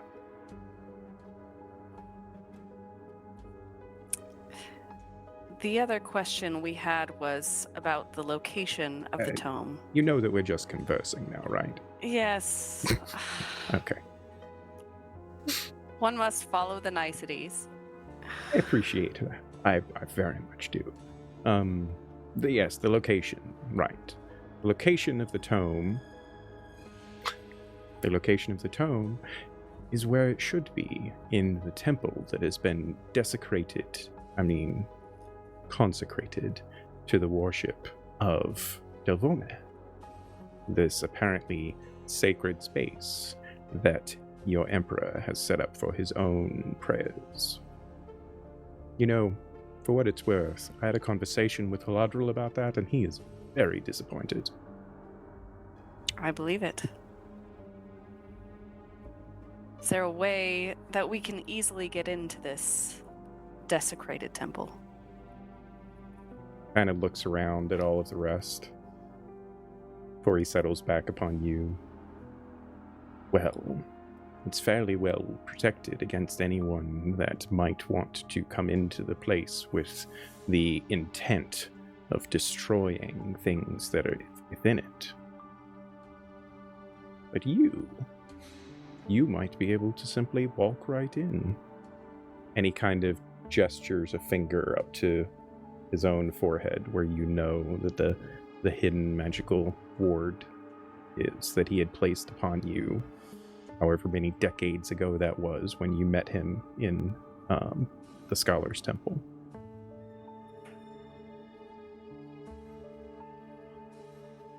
Is there any other guidance you can give us? I mean, yes? There's always something that I could give you. You know, I've been toying around with something recently.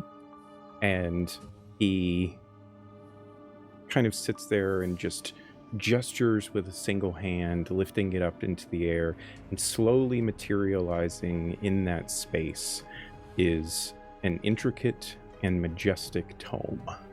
It is bound in iridescent leather, and it is etched all over with celestial symbols that seem to gleam with an otherworldly sheen. And he kind of just, it floats above his hand, and it just rotates in the space, and he slowly extends it out towards Cassia. She reaches out and takes it. As soon as she takes it, she is instantly aware of this arcane masterpiece that is in her hand. She understands inherently the purpose of it, that Apraxis does not need to say it aloud, because it's really only meant for her to know of, or the followers of Apraxis to know of. It is meant to be the Apraxian Codex, a tome in which the most prominent and ardent followers of Apraxis can infuse within it not all knowledge that they know. And she already knows that there's a good portion of the pages within that are already filled with the knowledge that Apraxis wishes to share himself, not just the knowledge that his followers are meant to share. And as she sits there holding this tome and seemingly is catatonic to the knowledge that is within it, Apraxis looks over to Akris and says, "And what is it that my good dragon friend might want to ask of an old man such as me?" I, very awkwardly, kind of trying to be respectful, but I'm still in awe of everything that just happened. What I ask is simple, and it's just more so for understanding. My friend's family, my family is in very close danger. Indeed. Are we strong enough to ensure their safety? Yes. Question is whether you have the guile and the will. It's not about capabilities in this world, my young friend. It is more about the decisions that we make. And I see that the future, whilst unknowable for certainty, I see two paths before you. It really depends on the state in which you wish to leave the Empire after. Do you wish to find a way circuitously within the palace and engage with the Emperor behind closed doors and deal with him in whatever ways you see fit? Or do you wish to confront him in the open, in a space in which he is espousing his own grandeur against those that might be traitor to him, where you might be able to show the people who he really is? That's up to you. And not for me to decide. The future, despite what some of my brethren might think, the future is not about what we tell you to do, about your decisions. And he stands up, stretches a little bit. Oh, I think that's about enough of all of that now. And as he looks down at Cassia, she kind of comes to, not aware of the conversation that had just happened, but only the notion that he is standing up and getting ready to leave. And she locks eyes with him, and there's a smirk upon his face as he says, now don't you expect the next time that you cast this spell that I'm just going to plop my old butt right down here in front of you, all right? You know, I would genuflect for these gifts, but I know you wouldn't appreciate it, so I'll just say thank you, old man. Very good, young. And he just kind of waves to all of you as he slowly dissipates into nothingness. I will nod respectfully. So, there you stand. The spring countryside in front of you once again. Mere days away from Vestharis. Cassia has an innate understanding at this point, clutching the codex, that she has to, as per the tenets in which her faith is bound, preserve the knowledge that is within the Black Book of Delvormanath. But perhaps she can use the codex to preserve that knowledge and then destroy the malignant force that it represents to weaken the Emperor. As we continue on, Zorvir says, Lady Cassia, your ascendant is quite interesting. Do you always speak to him such? Yeah, I was thinking the same thing. That was that was pretty cool. Also, I note that his aspect is rather plain, whereas, the others that we saw are the size of small mountains. Tell us about this. Yeah, he's so chill. He is a man who clearly understands grandeur. He is indeed a little less formal than some of the other Ascendant. It has been a long time before this journey since I've spoken to him as such. But it is good to see him again. Well, and if you do it correctly, you don't need to have all the bells and whistles. Am I right? Indeed. So, all armed with all of this knowledge, you set forth once again for Vestharis, taking the small amount of breaks that you need to in order to reach there as quickly as possible.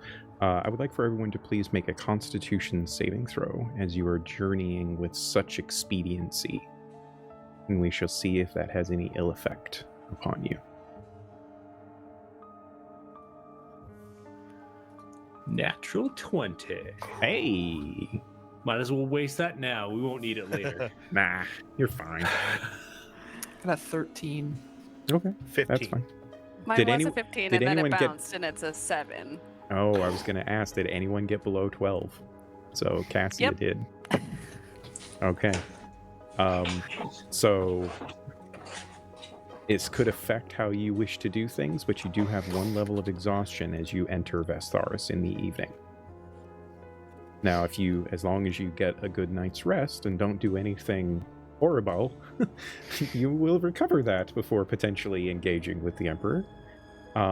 And in the interest of time, I'm going to narrate here a little bit, if you all do not mind. You choose to make your way into the city with secrecy. You journey through some not necessarily hidden passageways, but some entryways that Develian knows when the guardsmen are not quite at the ready. And despite the exhaustion that Lady Cassia feels, you know that the next day, late in the afternoon, it is set, you learn after entering the city, it is set that there will be a great trial that takes place in the largest of the Colosseums within the city of Vestharis, wherein traitors will be revealed to the Empire, and the Emperor himself will pass down their judgment. And given the knowledge that you all know, you know that that puts distinct danger for Bastion and Meryl. But you also know that you have to deal with the Eleusinian Society before you can deal with that.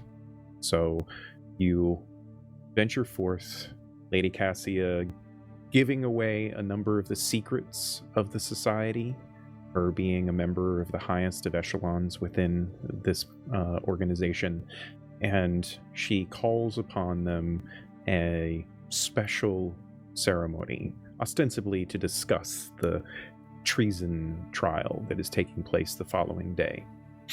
You gather up in a tower that exists on the far, far back mountainside of which Vestaris is set upon the foothills of. This tower itself is a place of learning and knowledge for all things arcane, but Cassia knows that it also has a secret chambers in which the Eleusinian Society meets. You arrive there well before the other members of the society and lay about a few traps, a symbol spell, a magical warding, a few delayed reaction abilities that you can trigger at a moment's notice, and you hide amongst the shadows of this chamber, waiting for the members of the Eleusinian Society to make their way in. As you wait, there is a tension among all of you, as this chamber itself represents a dark aspect of the Empire. The hidden organizations from the public's view that move about and settle in the machinations of the world and affect millions of lives every single day with the conversations and the actions that they take. And that has an effect on each of you, I'm sure, not the least of which, Lady Cassia. As you all sit and wait, she dons her mask, one that you have not seen her wear at this point, but one that has been covered up mostly by her cloak. You have perhaps caught glimpses of hanging on her hip every now and then. This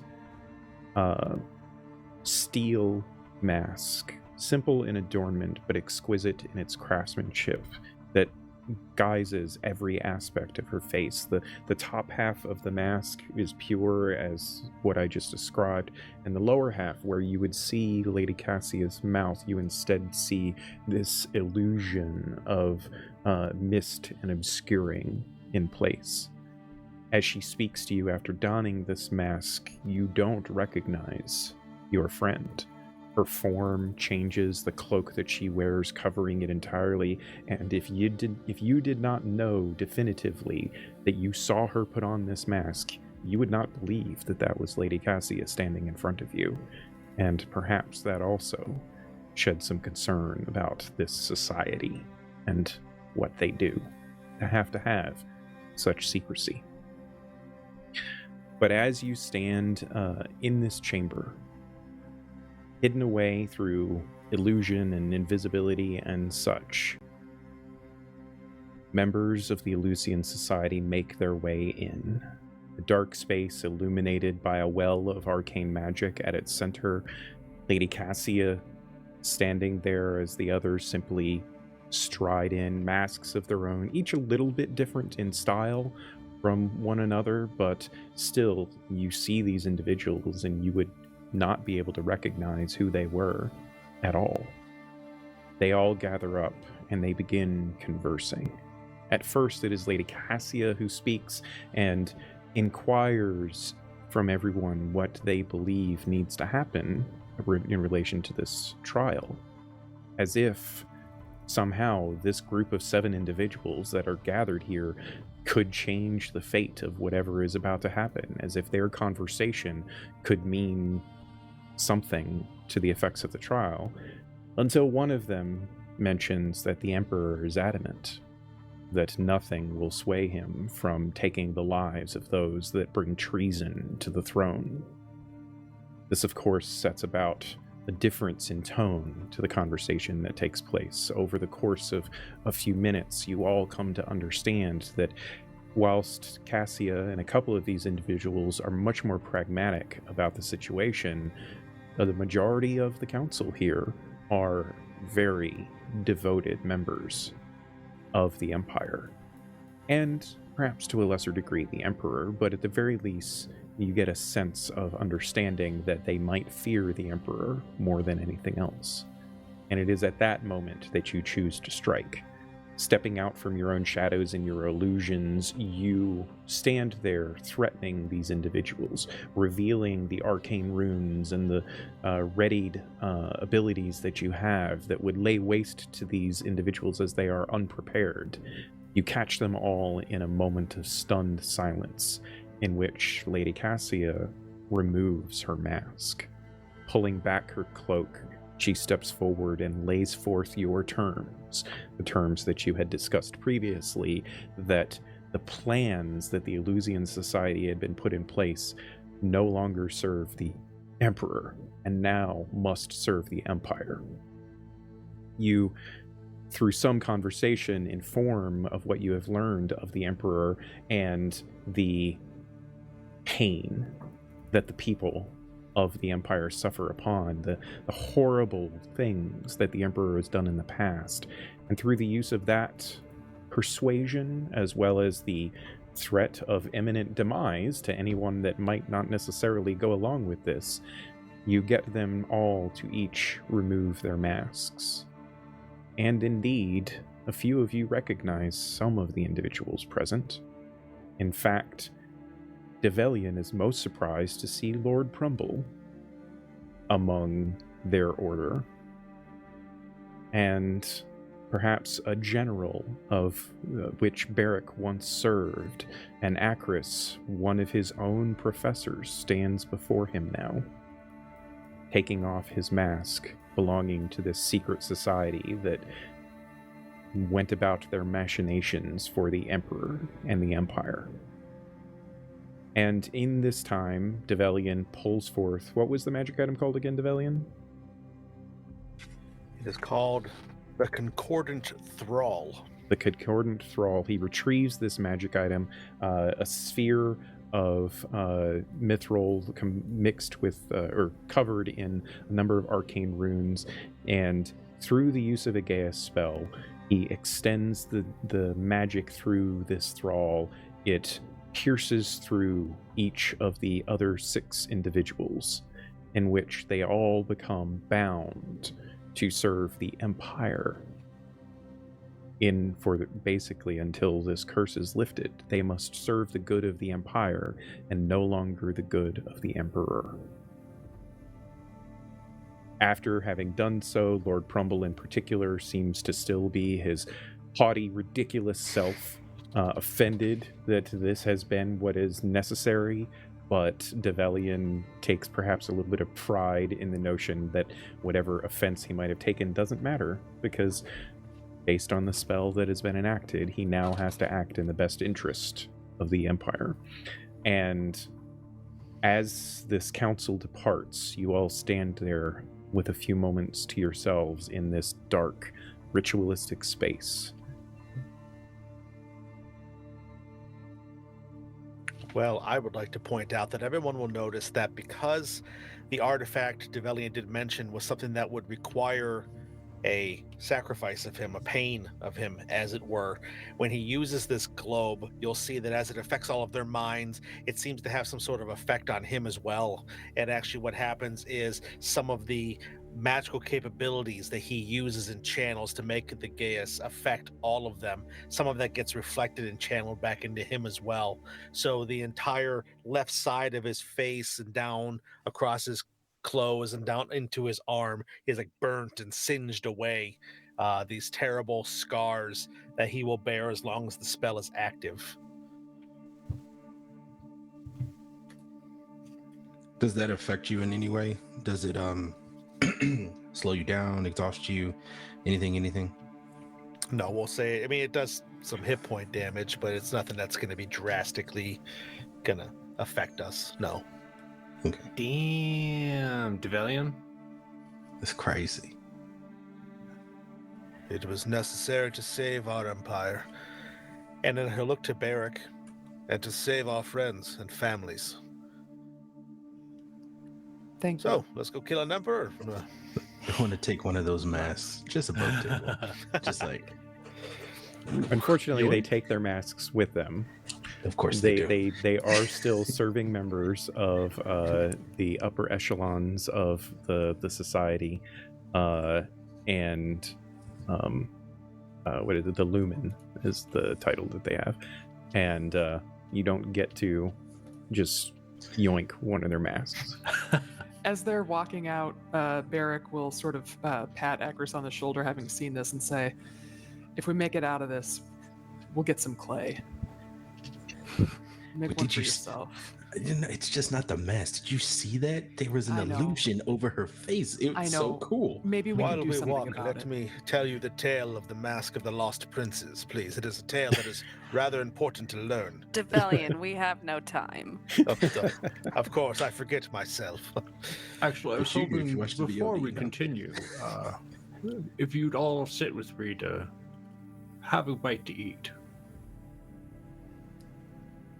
Of course. You can you can save that for breakfast, Jeremy. I know what you're about to do. You should save that for. It's you should save 24 that. hours, so if it's Oh, that's right. No, what- you're right. I thought for a second there was 8 hours, but you're right. It is 24. So yeah, so you all. whenever yeah, is you can- best. Yeah, as you're departing from this space, you end up in a safe house of Develian's that he has used on occasion for his clandestine, rebellious activities, in which you could partake in a hero's feast. Do you want to describe what the hero's feast looks like for everyone, Jeremy? Right now I'm having some hard cravings for some Vietnamese, so it's like a bunch of, like rice noodles with pork and spring rolls and all of such. Oh, that's Whew. so good. I know what Sounds I'm so doing good. tomorrow. Man, I'm on board with this plan. And you all are going to get 16. Your maximum hit points is increased by 16 for the next 24 hours. Nice. If any of you are diseased or poisoned, that goes away. You are immune to poison and being frightened, and have advantage on wisdom saving throws. Oh, wow. That could be clutch. I'm Just hoping. Thank you. We shall see. We shall see. So, as you all sit down to this dinner, we don't have to roleplay it out, but you have a decision that you have to make. Through the Apraxian Codex that Cassian knows must survive this ordeal, she has an innate understanding of where she needs to go to access the temple, because within the Apraxian Codex is entries from the original architects that had built this temple 1,500 years ago, or I should say this shrine, the temple room within the palace. So she knows where it is. She also knows that it is a consecrated place that only she is likely able to enter, and she knows how she must deal with the book. The question is timing of things and where you wish to confront the Emperor. Do you wish to use the passageways that Develian knows to find your way into the secret chambers in which the Shadow Council meets and potentially confront the Emperor there? Or do you wish to confront the Emperor at the trial? I mean, waiting until the trial just seems like it's putting people in harm's way. Yeah. So doing it beforehand might not be a bad idea, but can we get the tome before then to remove his power? So I'll tell you this. You need to just kind of do both simultaneously, because the way, just a little bit of meta knowledge to help you understand. He has a divine connection to the book, and he will know instantly if something is going on with it. So the effort needs to happen concurrently, dealing with the book and dealing with the Emperor. And I would also remind you that this isn't as simple as just finding the Emperor and dealing with him, there's the aftermath to consider as well, which you have already touched on a little bit by taking over, we'll say, the Elusian Society. Should we have the Aarakocra come? Send a message, bring them in to help prevent any unnecessary violence? I think that would be a good use of their abilities. We need to send a message to the people. This isn't something that's going to need to be done in secret or in private. If we secretly dispatch with a problem, we create a bigger one with unknowing. This has to be done at the trial. I agree with Aquis's very astute assumptions and plan. We must, if our goals are to be met, be sure that the people know why the God Emperor was slain, why their fellows rose up and gave them freedom.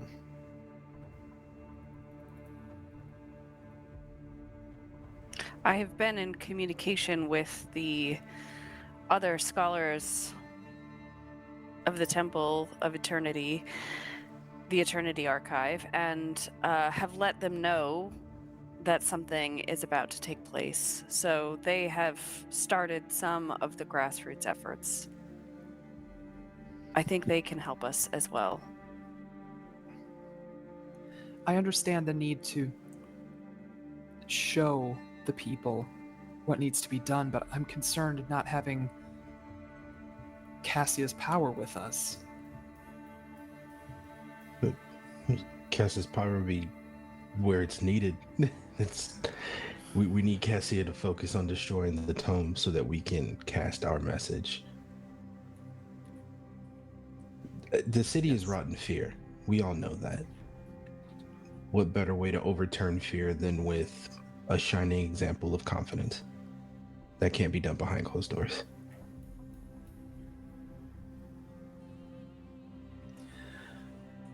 Well, then we split up.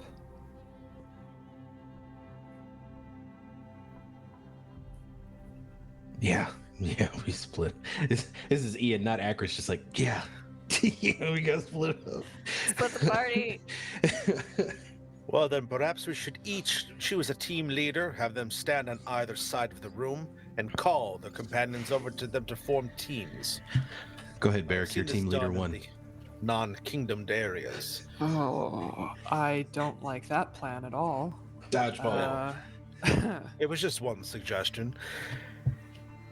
I think it would make sense, Devillion, if you went with Cassia. We could barely hear you there, Ian. Oh, sorry, it was too big. I think, Devillion, it would make sense if you and Cassia went to dispatch the tome. At the very least, it'll save your face and position within the Empire. You could always hold your position of, oh, I didn't know anything about this, plus you're highly skilled. I think with Barrick's position in his military prowess and Zorvir's obvious position within the taxation of things. The tax man cometh. The tax man. I think the three of us would be better at the trial. I think you should all go together. I'm the only one who can enter the shrine, and I have the ability to become invisible if needed. I will pull out a small vial that looks like it just has some vapors swirling around inside fairly quickly, with considering there's no motion that's causing it. This won't protect you as much as I'd like to keep you safe, but it may cause you to be able to retreat quicker once you have the tome. And it's a expeditious vapor Thank you. And I'll reach out to take it from him, and I will Drop it. It shatters on the floor. Yeah. Oh. See how long this lasts. This is day up, right? We're in it now. We're in it. I'm gonna cast Death Ward on Zorbir as he hands it to me. Aw. Fuck. Actually, yes. oh no, because I can't inspire myself. Yeah. Thanks. No, that's And a Develion's really good gonna use of Death counterspell. Ward. No, I'm just Yeah. kidding. Counterspell. The Emperor reveals himself, Develian all along. Right?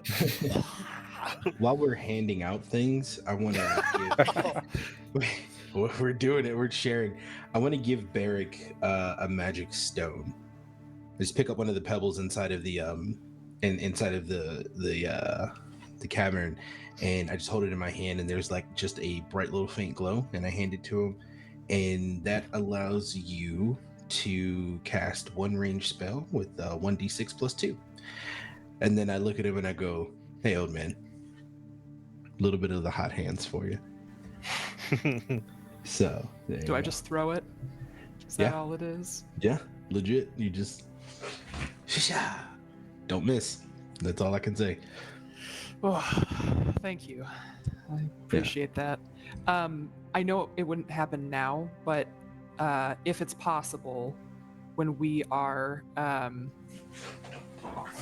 basically, I want to use. I've got oil of sharpness for my weapon, and I'd like to use that. It lasts for 1 hour, and it takes a Yeah. minute to apply. Yeah. So Sure. I can do it now. Yeah. No, Okay. I Well- will. You can go Yeah. ahead and mark it where you need to mark it on your character sheet. That Okay. will be part of the preparations that you make. So, just to confirm, you guys are going to be confronting Durantin in the Colosseum, with Cassia making her way to the temple simultaneous to that. Yeah. In an effort to bring, to have the Emperor and bring everything out into the open. Yes. Sounds Okay. right. Do we have means of communicating? Yeah, I have Zorvir earring. can do sending spells to Cassia, and Cassia can do sending spells to Zorvir, or to any Yeah. of you. So, Yeah, some Um, of us have those earrings, I think, right? Well, those yeah, are but only those are 30 a feet, message, right? which is going to be Yeah. far. The Colosseum is like a quarter mile from Hmm. the palace. So, I got Yeah. some stuff too. Yeah, we're Yeah. I think you Just guys are in good. case. Basically, also- everybody but Barrick can do a cool thing. Yeah. I have a sword. Before Cassia leaves, I'm like, actually, lady, if you wouldn't mind letting me oil you up, that'd be great. And I Consent. pull out this Consent. small vial So of there, what would your sticky wife say? black unguent. And I explain that if you apply, which is going to take 10 minutes, you gain the freedom of movement spell for 8 hours, so nothing can like trap you or slow you down. And I am also going to give you my bird. Where did my bird go? Oh, your figurine of wondrous power. Yes. So I'm going to Okay. give you the figurine of wondrous power. It's a silver raven. Unfortunately, I think I'm going to need the griffin, but you can, just in case you need another set of eyes. Thank you, Zorbir. And I give you a high five. Would anyone else like to have a sticky unguent put upon them as well? I have 2 of those. Why do you all have so much oil? Well, my feathers, you see, they get dry. They're old, Ian. Actress, They're someday old. you And will when you get understand. old, one day you will Right. understand these things. You've been traveling with me for how long? Have you not heard my knees? I just give Let's not Actress talk a- about knee pain right now. I just give oh no! I just give Actress a smile and I say, "You'll find out when you're older." So, any other quick last minute preparations that you guys wish to make before I fast travel us on? You finish your, you get a long rest before doing this, so you can mark that off to what other preparations do you guys have before we get on with this? Yay, you're not exhausted. I will Let's give do it. Cassia one of my 2 items known as a mystery key. It has a 5% chance of any lock you put it in, it will open it. That way, in case they lock the book away with something mundane that she can't pick. I don't know. Great. Let's do Okay, this, y'all. so Let's get it. all of that done. You all get what rest that you can. You do complete a long rest, however fraught it might be for some of you. I imagine Barrick does not find sleep easily during all of this. And as you set out the next day, there is a palpable tension in the city streets as you walk through them. You have your cloaks up, every to hide your appearances, any magic that you might have for illusion and whatnot, of course, still you can do. But every step that you take along these very, very familiar streets, the air almost vibrates with a tension. And it seems as though there's danger lurking everywhere that you look. But despite the fact that for you and yourselves, Ysterra no longer being this beacon of prosperity that it perhaps once was, there's a familiar buzz of conversation and noise of market activity. It's all very familiar, and like there's a part of you, each of you, that just wishes you could go back to that simpler time when you actually enjoyed what was around you. But now you know that this return to Ysterra is not worthy of celebration. It's a strategic necessity. You almost feel like foreigners in a way, strangers to this city that you called home, this place that you had grown up in, where you're, that nurtured whatever dreams and ambitions that you had. This place is now morphed. It is no longer a symbol, a great symbol of the kingdom that Intresca once was, but it is now a symbol of the Requiem that this empire must face. And you yourselves know that you have to be part of that Requiem. You make your way to the Colosseum, in which there is throngs of people. It is easy for you to blend in, particularly of note, Barrick, who has been to the Colosseum on many an occasion, knows the various passageways that can be taken to gain access to the lower halls, potentially leading out into the grounds of the Colosseum itself rather than the stands. You depart from Cassia, saying your farewells, wishing hope to each other, as she pulls up her cloak and not quite donning the mask, but that familiar covering of her appearance that you had witnessed the night before. She makes her way to the palace. She, with the guidance of the Codex, has an understanding of every step that she should take, every passageway that she should go to that will eventually lead her to the place that she knows her fate takes her. The rest of you, making your way into the Colosseum, can hear the cacophony of noise from up above.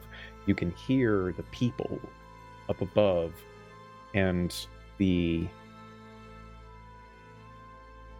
tension that is present. You can't hear the words per se, too far to make out, but there's a lot of concern. There's most definitely a sense of no one knowing exactly what all of this means. Traitors in the midst, what the Emperor confronting it, the Emperor himself stepping out from the palace to present this to the people is the way that it has all been billed, and all of this seems to be filling everyone with unease. Not just yourselves. There is an anxiety about all of it. As you make your way through the halls, you can still hear the cacophony above. Cassia makes her way into the palace, using her seemingly natural abilities for stealth and subterfuge, probably from her time within the Eleusinian Society. She guises her way into the castle itself. Armed with the knowledge of the Codex, eventually she makes her way to the floor, just slightly above the throne room itself, A simple passageway, barred, but interestingly enough, on this day, not guarded. Perhaps not guarded because the Emperor himself is not here. The Emperor has probably already left, has most certainly left already, and has made his way to the Colosseum, and his own personal guardians that he goes everywhere with would not need to guard this place now. It is, of course, sanctified to prevent anyone not of a faith to make their way in, and Cassia stands in front of this seeming simple door, well crafted, no seeming lock upon it, but she can see quite clearly the ripple of divine energy that covers it. She stands there not knowing exactly what she will find on the other side, but she knows now that she is ready to face it. She sends a message to who? I think I would send a message to Develian at this point. And what does that message say? And Develian, what is your reply? My message would say, I'm at the door. Best of luck. May the knowledge shine upon you, lady. As you say that, Develian, you still have a few moments to continue the spell as you hear a silence wash over the crowd, and you hear the voice of Duranton speaking as he begins to give some kind of a speech, and you're almost to the spot where you might be able to look out and see. You tell Cassia to wait, or do you tell her to make her way in? Go now, and I will start stepping towards Duranton, and as I do so, I will cast Greater Invisibility on myself. You might want to wait on that just for a second. Okay. I thought we were killing him. Okay. We'll wait. Yeah, I'll tell her to go now, though. Yeah. So Cassia steps her way into this chamber. Chamber itself, as she opens the door with ease and steps through, she feels the washing of energy upon her, this almost divine ward that would prevent any living creature, likely incinerating any other living creature besides someone that is guarded in such a way as Cassia seems to be in this moment. And she knows that she is stepping into a consecrated space, a space that is multi-layered, that she knows inherently was once built for Haladril, and in this case it has now been changed to Dil Vormanath.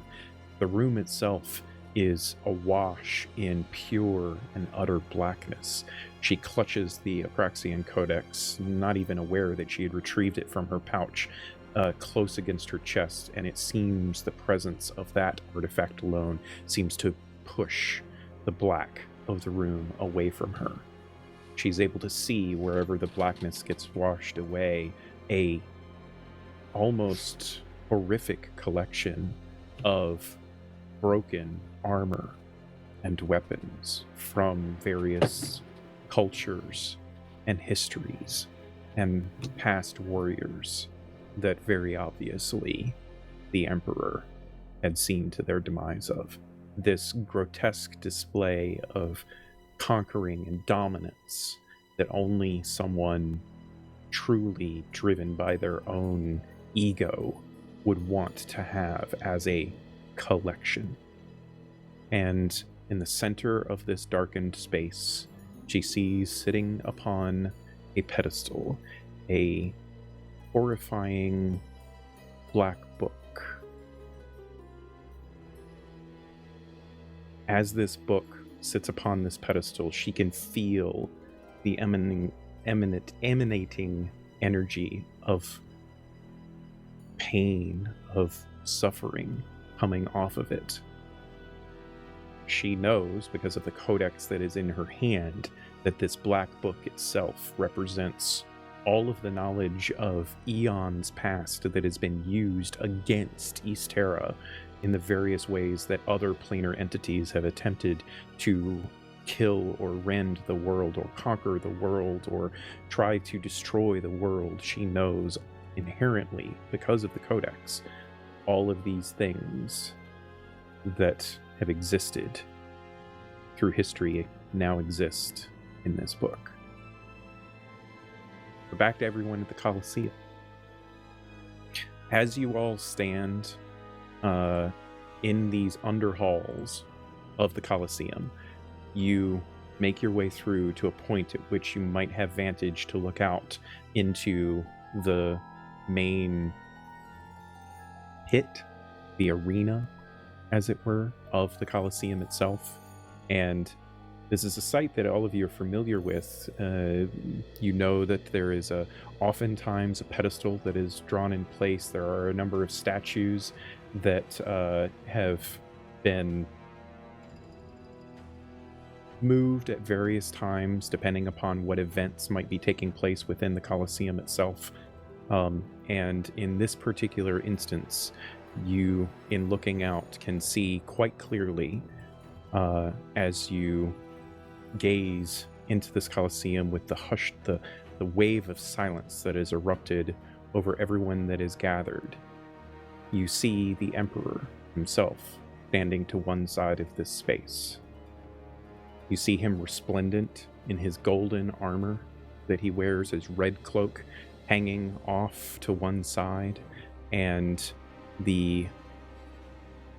your gaze shifts away from him quickly, perhaps Barrick most of all, to this center pedestal where he sees his wife and his brother,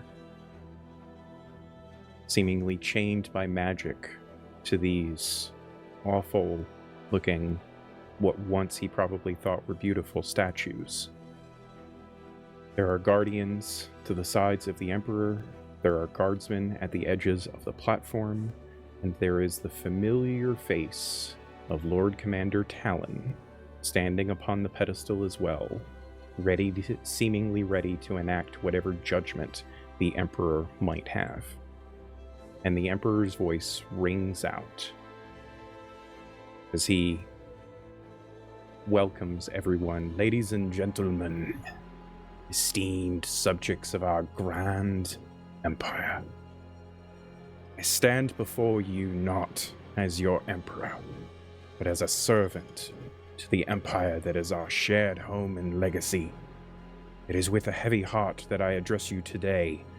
The bonds that hold us together as a society, the loyalty that gives us strength, the honor that we hold dear, these sacred principles have been violated. Treason, the gravest of crimes, has occurred in our midst. There are those among us who, driven by selfish ambitions, have chosen to betray our empire, to betray you, and to betray the throne that I have been entrusted with. These individuals have turned their backs on us all, on the unity and prosperity we've strived for, on the future that we envisage for our children. They have sought to destabilize our harmonious empire and put their personal interests over the collective good of our society. Remember, treason is not only an affront to the crown, it is a crime against us all, against every citizen of Intresca, every child learning our history, every elder who has toiled for the prosperity we now enjoy.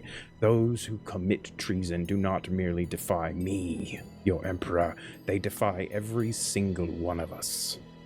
Yet we are not helpless in the face of such actions. We are not a realm of weak hearts or frail minds. We are Intrescans, descendants of those that came before us, those that helped forge this great empire.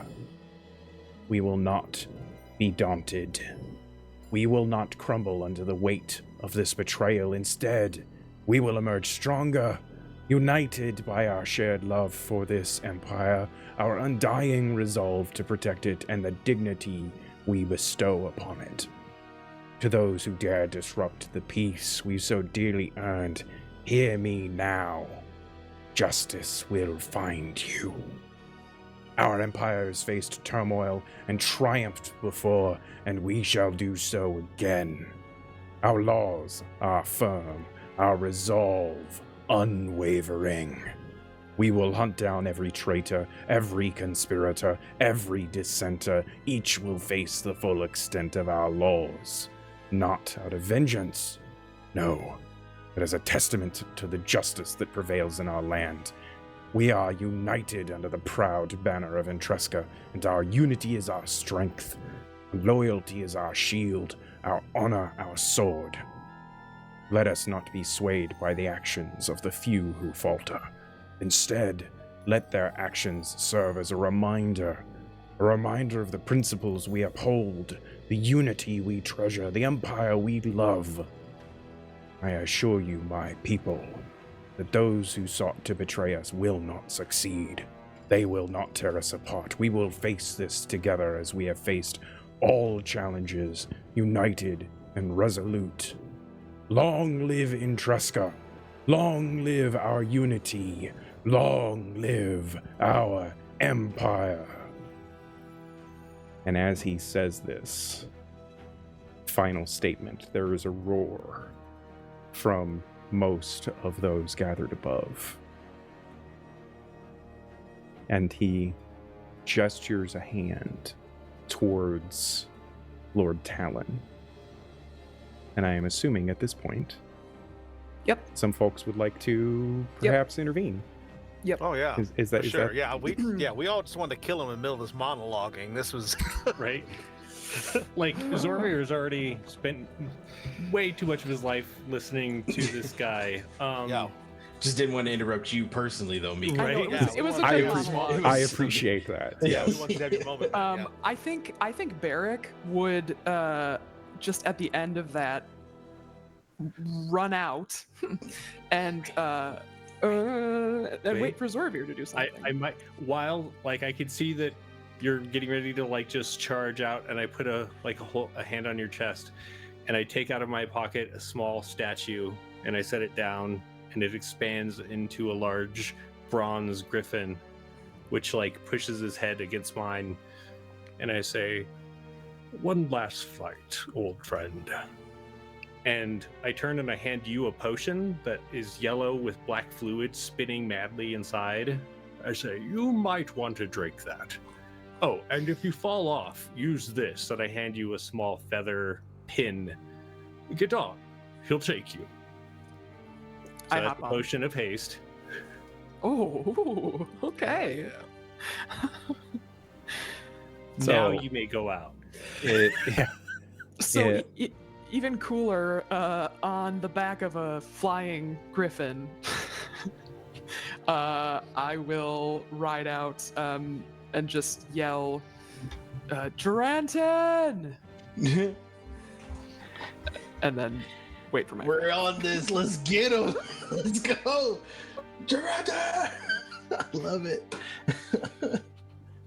All right. Man. And also, just for the narrative's sake, I'm going to say that Develian sends a message to Cassia that if you're going to do something about the book, now would be the time. So if you all would like to take a look at the map, a glorious map provided by Jay and Peku, one that is partnered with the awesome scene that you guys have been seeing during our bumper scenes, as this Coliseum is the one that scene is based upon. I would like for all of you to please roll initiative.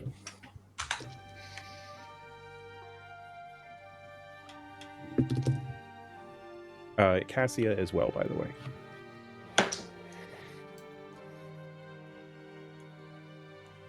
What you got, Develian? Well, it was a nat 20, but the die fell over, so it's just going to be a 16 plus 4 for a dirty 20. That's All what I right. got too. You I go think- first. Yeah, I think we had already established that Zorvir would go after Develian in a tie. So Acris, what'd you get? 14. And Barrick? Is this initiative? My camera busted. Yes, it is initiative. Okay. I will roll my initiative, but I also have in my inventory the Amulet of the Sentinel. So I'm going to use a charge for that and add my proficiency bonus to the roll. Nice. Do that. Yeah. So That's a 19 plus 5, so a 24.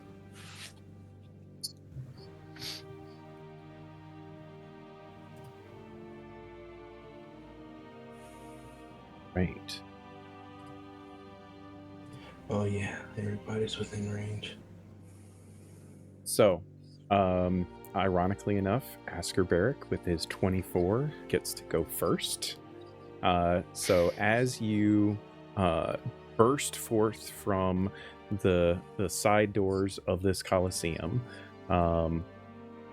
you're now astride a griffin, right? Oof. Okay. Yeah. Now astride a griffin. You see the Emperor standing off in the distance. You see Lord Talon getting, or at the point of drawing his blade, as if to move in to perhaps execute Meryl and or Bastion. What would you like to do, Barrick? Do you have anything you wish to monologue about before you go charging in? I'd love to. I don't know if I can, man. This is. You can do it. I know that. For the last little bit of time, knowing that they've been taken and are likely going to be sentenced to death, Barrick has seemed worried in a way that's not befitting of a man of his military status. But in this moment, he is laser focused, and he won't quit. So he is going to he's going to fly straight down to Talon and make some attacks. Oh, going after the Talon man, huh? Uh-huh. All right. Oh, Uh-huh. that's supposed to move both of you. I don't know It's why I didn't. okay. I'm there. Yeah, so I've got my oiled up sword, and I'm just gonna take my swings. Go for it. Yeah. By the way, in response to you guys bursting out, there is a great deal of shock and awe that is happening. But as you do this, a number of you can see, in stepping out, a number of Aarakocra shedding cloaks within the stands of the people, as you had prepared for this endeavor. And we're going to wave a hand and say that you would actually let Kira know the plan. We did. Going into We this. did. Absolutely We just didn't tell did. you. Yeah, yeah. I absolutely remember that happening. Yep. Yes. That was the go word. Barrett Right. just screaming Duranton is the go word. Yes. Right. We had a code word planned. It's fine. Yeah. So my first with the bonus that I get from the oil is a 16 to hit. 16 in fact hits him. Let's go. Okay. I'll just keep rolling the attacks. Okay. He'll swing another time for a total of 19, and then Yep, that hits too. a 16 again. All three hit. I rolled a 2 both of those times, by the way. So I'm not used to riding a griffin. Okay, so I'm gonna roll damage, and I get to add 3 to each damage roll because of the dealio. So that's the first is 18 points. Did you also, I'm assuming you consumed the haste potion as well. Oh yeah, I did So that means you have a fourth attack. Oh, buddy. So hasty. Let's Okay, get it. so just for reference though, we've got 18 points of damage and then 19 points of damage Okay. on my second one. All right. I'm gonna roll damage for the last one, and then we'll get to the fourth. Okay. And that's another 13 points. Okay. And then because I'm zippy fast, that's an 18. Yeah, that hits. Okay, and this is the best. And another 18 points of damage. So with As I swoop down, I just, with unrelenting fury, just make these attacks one after the other. Nice. And so with a combined total of 68 points of damage Mhm. in the first round of first Mhm. action of this combat, describe for us, please, how you end Lord Talon's life. When Barrick comes along, you must suck it. Make it great. This is your moment. Make it great. Fuck. He is hasted, but it might be something about the potion. Everything feels slowed down to him, and he takes each swipe with the full knowledge that this man was about to destroy his family, and he just cuts them down so quickly. And then I've got more movement, so I think I'll. Oh god, this sucks. You also still have a bonus action, if What that the matters. Fuck? I And mean, there is a griffin that is like, And the griffin can still attack. oh, the griffin attacks. Oh, Yeah. well, that's And- fun. And we're all here too. Are you though? no, like I Ian? said, I'm just gonna Okay. get some popcorn and watch the show.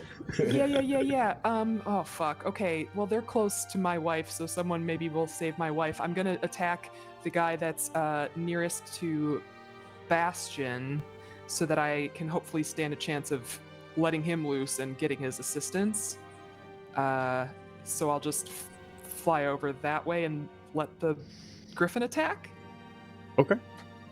How do I do that?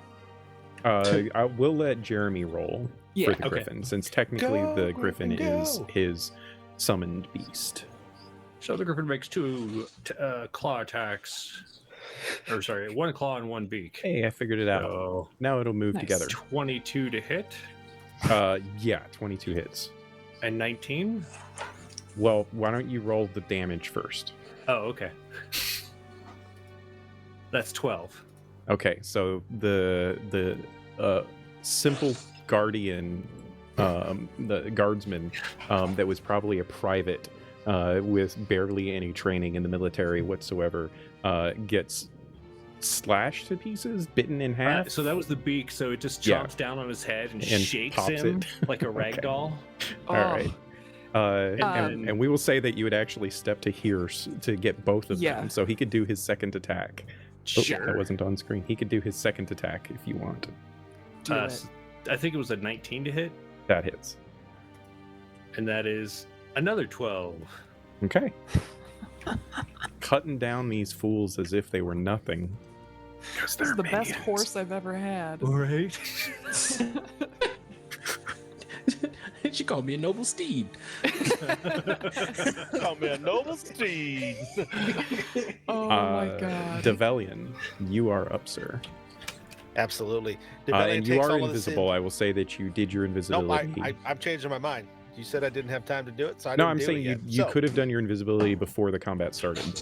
No, I didn't prep it. I said it, and I forgot I didn't prep it for this fight because Oh, I don't care tonight. okay. So never mind. So I don't do that. So instead, what you guys see is Develian's already got the sword in hand, that quartz sword, and as he flicks it and he runs Naruto style in towards the arena, he is going to enter into the blade song. All of the honing of his skills over these weeks, over this almost a month, are laser focused. He runs and he sprints up onto the pedestal and stands. Whoop, that's the wrong button. Move somebody.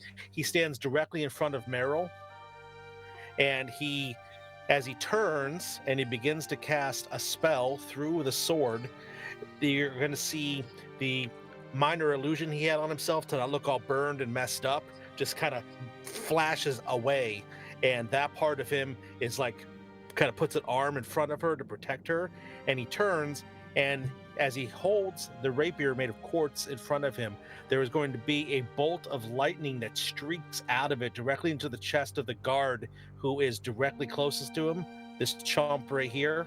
Okay.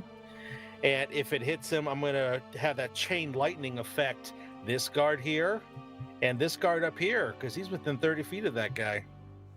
Okay. So, Do they have to yeah, make saving so throws? all three of those guys need to make dex saves. Okay, I'm just going to say that the two other guys fail because it's not going to matter whether they fail or succeed.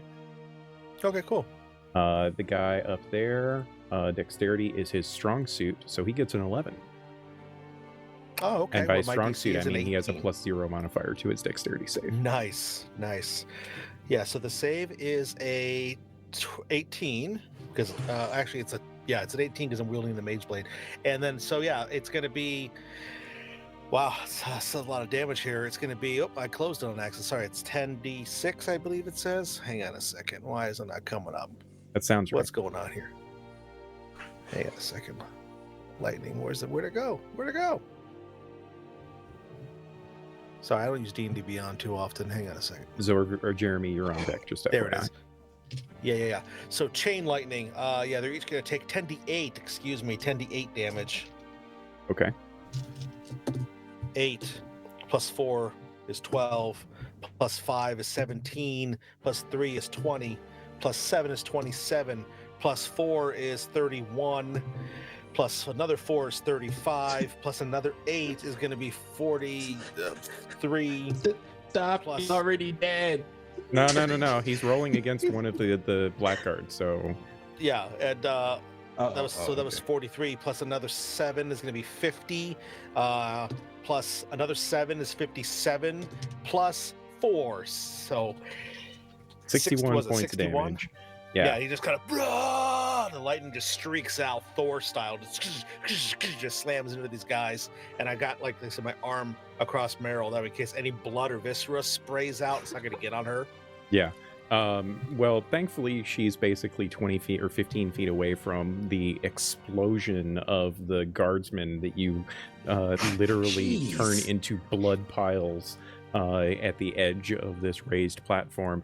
The guardian, the emperor's guard that you did hit up there by the emperor does take a pretty significant blow, and you can see as he's like getting his halberd ready for the fight, it courses through him and he writhes in agony, momentarily dropping down to one knee before hoisting himself back up, seemingly having survived the assault. Jeremy, what would Zorger like to do? Well, there's this theme music playing as Zorvir flies in.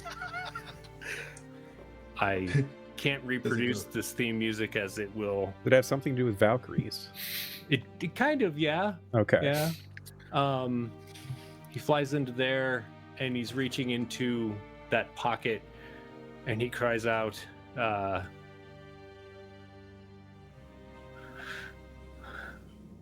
sorry, I had this in my head a minute ago.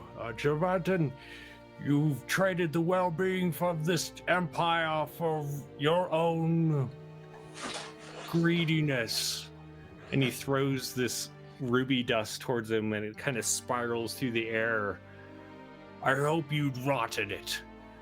And around the emperor, I can't draw this, I don't think. Maybe. Oh, maybe I can. Oh. Can I make a square? What are you drawing? Yeah, baby. Okay. Can you see that square? Yeah. Yeah, it's blue. Yeah. Sweet. A ruby cage of bars springs up Fuck yes. around the emperor. Okay. Force cage. This was my next spell, so fucking awesome. Fucking awesome. There's a saving throw text for Force There Cage, is right? not. If he wants to try and teleport out, there's a saving throw. Got it. Yeah, if you're in it, you are trapped. Okay. And then I look around to the Eric Hokra that are rising, and I say, "Now, my Hawkmen, dive!" And that'll be my turn. Yeah. Okay. So, as you conclude your turn, there is a eruption of arcane energy that seems to center upon the Emperor. Interesting. But I'm not curious. I actually don't know. So I'm actually going to look up Force Cage real quick. Hang on. Sure. 20 feet on a side. It cannot be dispelled by dispel magic if that's what you're checking. No. That's not what I was checking. Okay.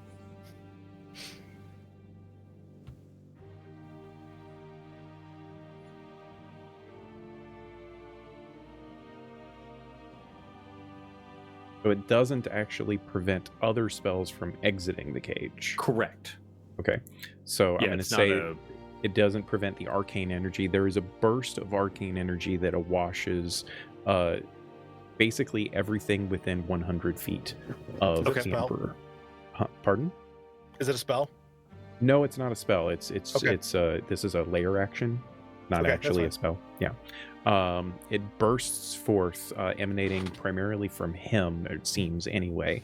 And as it ripples through, you see, for the briefest of moments, Duranton's form change, and he is no longer that almost young-looking elf. Despite the fact that he's well over 500 years old, you see this dark scarring across his face and body. For the briefest, it's a flash of an eye, but most of you are perceptive enough to be aware of this. And as it bursts, it washes over basically all of you. I need for everyone to please make a wisdom saving throw, which you have advantage on, Yeah. thanks to the Hero's Feast. the Hero's Feast.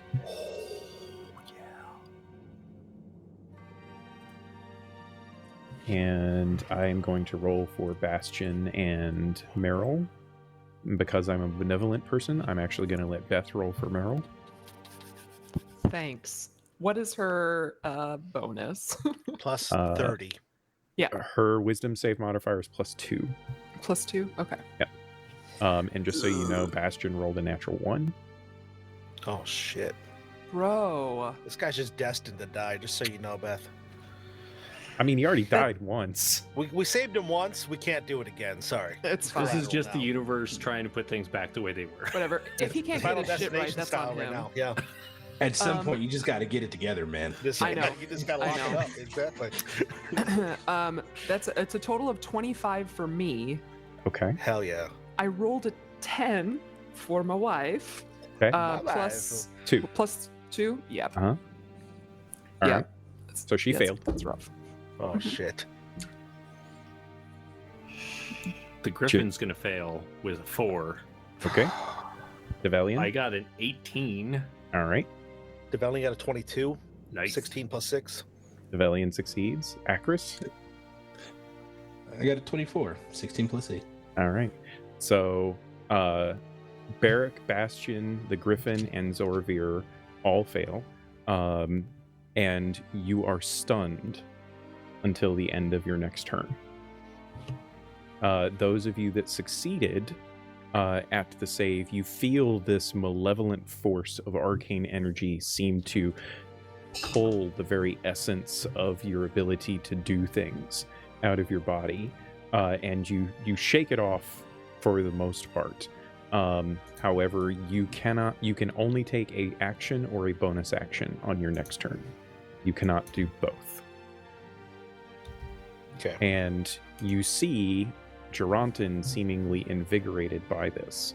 You also see that this affects people in the Colosseum as well. It basically hits a significant majority of the people close to the Emperor, and most of them just like collapse or seem to be suffering some kind of malignant force as this arcane energy has rippled out from the Emperor, seemingly draining others of something, of their ability to do anything.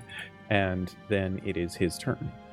Now that it is his turn, he is going to just make sure about this. And I don't know if it matters, but since I was flying 15 feet in the air, I crashed to the ground being stunned and That is take correct. 5 points of damage. That is correct. Shit. And are prone. And are prone. So, Duranton looks at this force cage and steps over to it, and as he lifts his gauntleted hand, you can see some of that black malignant energy upon it, and he reaches out and just courses his claw through it. It does nothing, and he seems frustrated by this for a moment, and then he snaps his finger, and slowly his form morphs into a gaseous state. I'm going to count this as a teleportation, and he is going to do a charisma saving throw to attempt to break out. What is his DC for this? 17. Okay. Is this a spell? Pardon? Is this a spell? This is not. It's a magical ability. If you are trying to counterspell it, you could technically try to counterspell it. Yeah. Okay.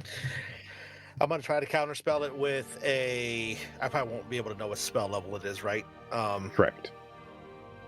So I'm going to... Oh boy. I really want that level. Oh, I'm gonna burn a 5th level spell slot. Okay. I need for you to make a...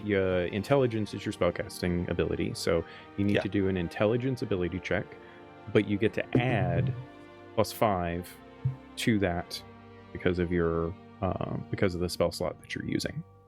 Okay. And if you have anything that applies to ability checks for like bonuses or rerolls or anything, it applies here. All right. God, I was still on mute. I wanted to save Kev from that. You want No, So it's too late it's now. not Keep going, it's you're not a good, man. saving throw. It is a regular ability check. Just to point that out. Yeah. So yeah. With my +8 for intelligence, it's going to be with You what don't I roll. have a It's going +8 to intelligence. That's your saving throw. You can't have a +8. The highest intelligence modifier that you can have is +5. Yeah. Okay. Do you have a 20 intelligence? No. Okay. I have a 17. Okay. So and you used a Intelligence fifth. Well, check. it is a Okay. total of +8 then, because you have used Yeah, a 5th level spell slot. It does Yeah. work out to end up being a total of +8 Okay. Okay. with the okay. 5th level spell slot and your +3 modifier. So Okay. Well, it's going to be a 24. So. okay. As he snaps his fingers and starts to morph into this gaseous state, Develian extends out his crystalline rapier, and a shard of magic just rifts straight through the force cage itself and seems to mix with the arcane energy that he was summoning, and it shatters around his hand. And he looks at Develian and has this look of hatred upon him, and he knows inherently now what Develian was up to all of these years. And so that was a bonus action for him. He is going to... So he does this. It's not going to have any effect.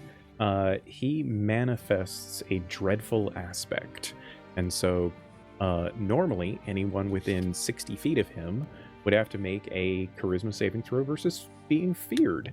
But all of you guys are immune to fear at the moment.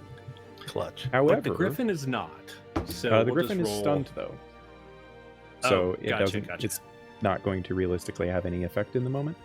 But the crowd around in the Colosseum, those that aren't also stunned and all of that, chaos is basically ensuing in the Colosseum now, as the Emperor manifests these dark energies and sends people running away in fear or collapsing and all of that.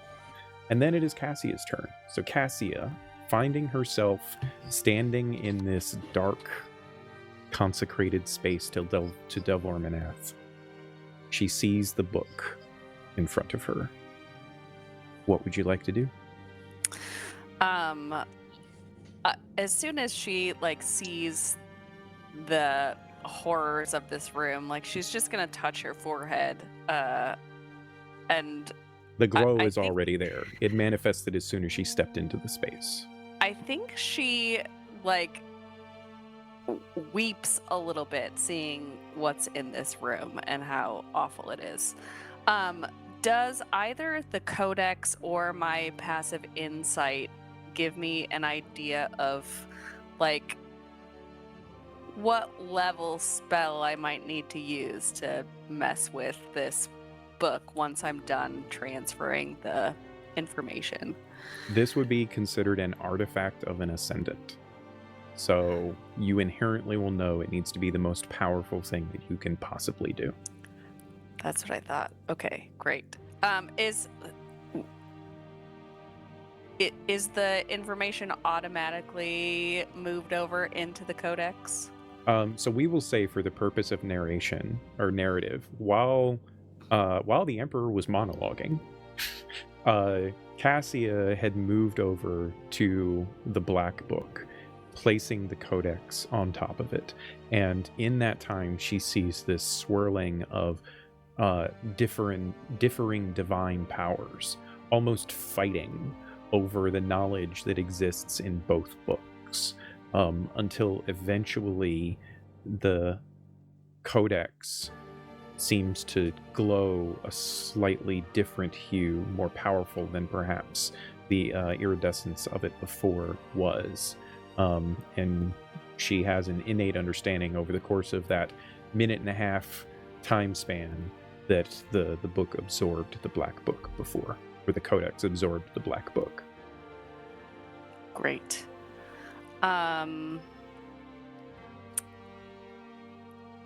Then I guess she is going to cast Guiding Bolt at the Black Book at 8th level. Okay. Normally there would be an attack roll, but I think in this instance it doesn't really matter, as you can literally just hold your hand above the unmoving book and it will succeed. Go ahead and roll your... This is radiant damage, right? It is. Go ahead and roll your damage, please. 41. Okay. You can feel in this moment as Cassia summons forth this radiant energy into her hand and just drops it into the book, channeling more power into that spell than she has ever channeled before in her life. It drops upon the Black Book, and there's a moment where the book itself seems to absorb the radiant power of the Guiding Bolt. And there's the briefest of instances where Cassia feels that she somehow did not do what she was intending to do, that the book itself might have just taken the power that she gave it and is about to use it against her. But then she sees a crack form along the top of the book. The spiraling arcane energy that is at its core seems to falter and flicker for a moment, and then there is a blinding explosion of radiant energy. I need for Cassie to please make a Constitution saving throw. Let's go, girl. That's 12. Oh, God. That is a fail. So Cassia will take 61 points of force damage as this artifact shatters and explodes in front of her. We'll get back to Cassia in just a few moments, ladies and gentlemen, as we come back to the arena where it is Acris's turn. Cool. So I'm going to use...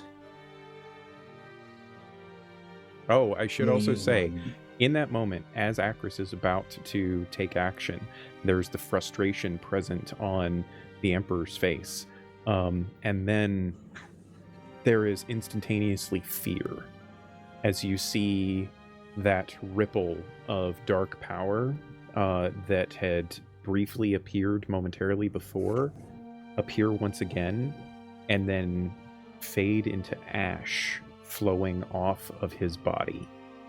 And there is an intense look of fear upon the Emperor's face as you have him caged in this moment.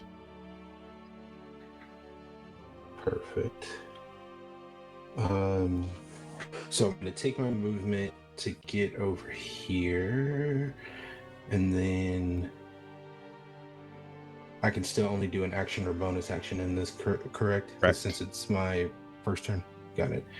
I'm going to take this to get some information. I'm going to cast True Strike on Gerontin to like get insight on his defenses and things like that. True Strike does not do what you think it does. Oh, like you're casting on Point your yourself. finger to the target in range. Yes, It grants you a brief insight into a target's defenses. Right. It's for you to gain advantage on your next thing, though. It doesn't actually. Oh, okay. Yeah. Well, then I'll just. You're not that. Sorry, I technically misread targeting that. him. You're targeting yourself, and you're Sure. pointing at the thing that you're going to attack, and that gives you advantage on. Advantage. Yeah. Got it. Sorry. It's a I weirdly misread worded that. It's a spell. weird spell. Yeah. Yeah. Because the way it read to me was that like I get advantage and then I get in on insight on that. So fine. Yeah. Then I'm still gonna use that and then Okay. just kind of buff myself for this turn. And Okay. that's me since I can't do any bonus actions or anything. All right. And I just realized that I screwed up, and I'm not going to change anything. But Develian was technically not allowed to take a reaction to do his counterspell, and I screwed that up, and that's on me. No takebacks. No takebacks. Right? That's okay though.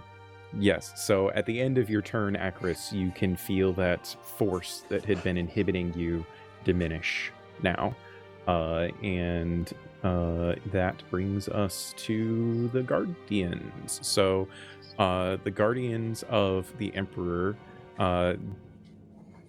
this one that is injured, comes charging over to Develian, and he is the one that Develian electrocuted, attempting to, kill him with electricity because he's wearing metal armor or whatever, is going to attack Develian instead. Oh, let's see. He is going to get 3 attacks with his glaive against Develian. And actually, he doesn't even have to be within that close. He can be up there. So his first attack is a 17 to hit, which I'm pretty sure misses Develian. You're muted, by the way, Kev. Second attack is a 24 to hit, which I'm pretty sure will hit Develian. And then the last attack is 23 to hit.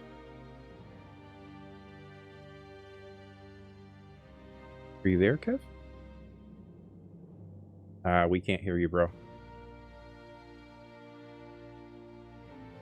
That's okay. That's okay. We will keep going. You're going to take some damage on the 2 attacks that hit. So that is 19 points of slashing damage and 21 points of necrotic damage, as the glaive that this man is using ripples with essentially the power of death in its blade, cutting into Develian multiple times and rending him somewhat in that process. The other one is going to step over. Oh, I'm doing the wrong thing. The other one is going to step over, and he swings his glaive down upon the force cage, thinking that he can break out the Emperor, and not realizing that that does jack shit, as he fails to break the Emperor out. And lost Kevin. It's okay. That brings us back to the top of the round with Asker Barrick. Okay. Couple of questions. One, would Eric know whether or not he would be capable of I guess, like, oh my god, I'm losing my mind. Would he be able to get Bastion untied from this, like, magical whatever? Is that something that he would be familiar with? Is he proficient in Arcana? That's a good question. Nope. I'm gonna say no. Okay, that's cool. How bad does he look? I mean, he's basically like hanging in the magical chains, seemingly delirious and barely able to keep his feet underneath of him. Okay. By the way, so is Barrick's wife. Yeah. I know that. Okay. I'm gonna hop off of this dead griffin. I know he's not dead, whatever, who cares? And I'm gonna run over to my wife between the My wife. bad guy and her, and I am going to give her a potion of greater healing and see if that helps her at all. So that's 4d4. Okay.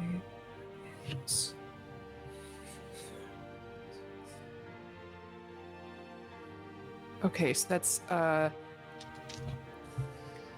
13 Okay.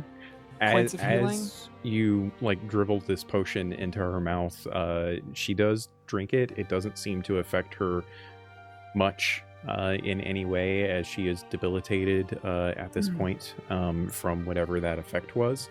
But you do get the sense that she is coming around. Okay, and because I administered that, that's my action. Yes. Okay. Since I'm hasted, it doesn't matter. That's yeah, interesting. do I get? I know, because we only get one, but then I'm. Yeah, I will say because you are hasted, you can take another action if you wish. Okay. But you don't get to take if you're doing this as an attack action, you don't get force wings. You're just going to get your normal 3. I get 3 still? Don't you normally get 3? Yeah, but I'm not. You know what? I'm not asking questions. I'm going to take 3 because when swings. you do the attack action, all 3 of those attacks are one action. Holy fuck balls. Okay, guys. We're having fun now. I'm going to take 3 attacks at the bro in front of me. Okay. That's a natural 20 for a total of 31. All right. Barrick comes along. Do you want to go ahead and roll your damage on that? Yep. What's sure your do. What's your normal damage? So my damage was 20. No. What is your normal roll? Oh, That you roll for damage. D10 plus 6. Okay, so now it's a D10 plus 16. What did you roll on your D10? I rolled 9. Okay, so it's 25 points of damage from your crit. Okay. Your second attack? My second attack is a 14. That misses. Okay, and then my last one is another natural 20 for a total of 31. So, that's 8 plus 16? 24? Yep. Okay. Cool. Yeah, and I'm just gonna stand there. Yeah. Okay. As you cut into this man, he is severely injured, in fact. Good. And seems to be barely standing on his feet as you have cut into him horribly. And now that effect, since you have taken your turn, is now gone for you. And that brings us back to Develian. Okay. I missed a little bit refreshing my computer, but can you all hear me now? Yes, we can.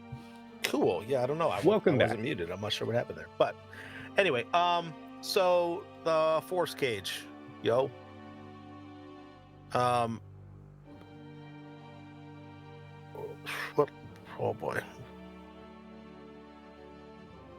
What about it? I'm gonna try to Misty Step inside of it. Okay. Charisma save check. 17. Charisma save 17.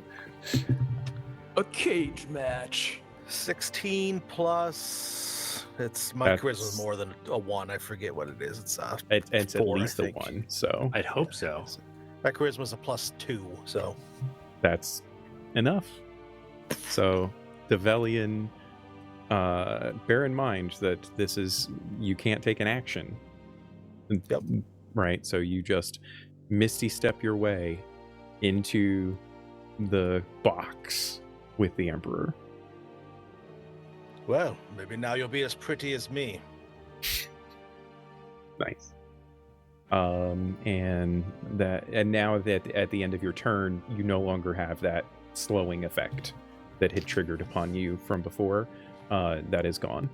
Cool.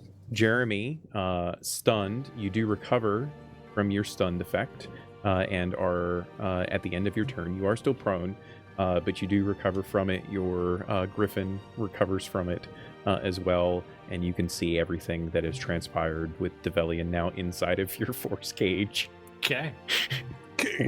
with the Emperor. Yeah, that is going to bring it to the Emperor. So on the Emperor's turn, now that you are here, he still has this look of fear upon him, but as he looks at you, Develian, with you being present in the space and no longer out of his reach, that fear kind of subsides a bit, and a vicious smile crosses his face, and he is going to attack you. With disadvantage because of my cloak of displacement. Yep. On the first, at least the first strike, until he hits you, and then it goes away. So I will roll that with disadvantage. So the first strike with disadvantage is a 22. Cool. Yeah, To he hit. hits me. And he does. Wow, I rolled like crap. I rolled 2 1s and a 2 for that. That's 9 points of slashing damage and 7 points of force damage. His second attack is a normal So I roll. can take reactions now or no? You can take reactions now. Yes. Okay, I'm gonna burn a 3rd level slot and ignore 15 points of that damage Okay. because I'm a blade singer. Nice. Does So a that's only 19 2 hit you? I points forget. take, but a 19 will hit me exactly Okay. because I'm in the blade song. Gotcha. So that is 23 points of slashing damage and 7 points of Yes. force damage. So 30 total. And then his third attack, well, this is going to miss. That's a 16.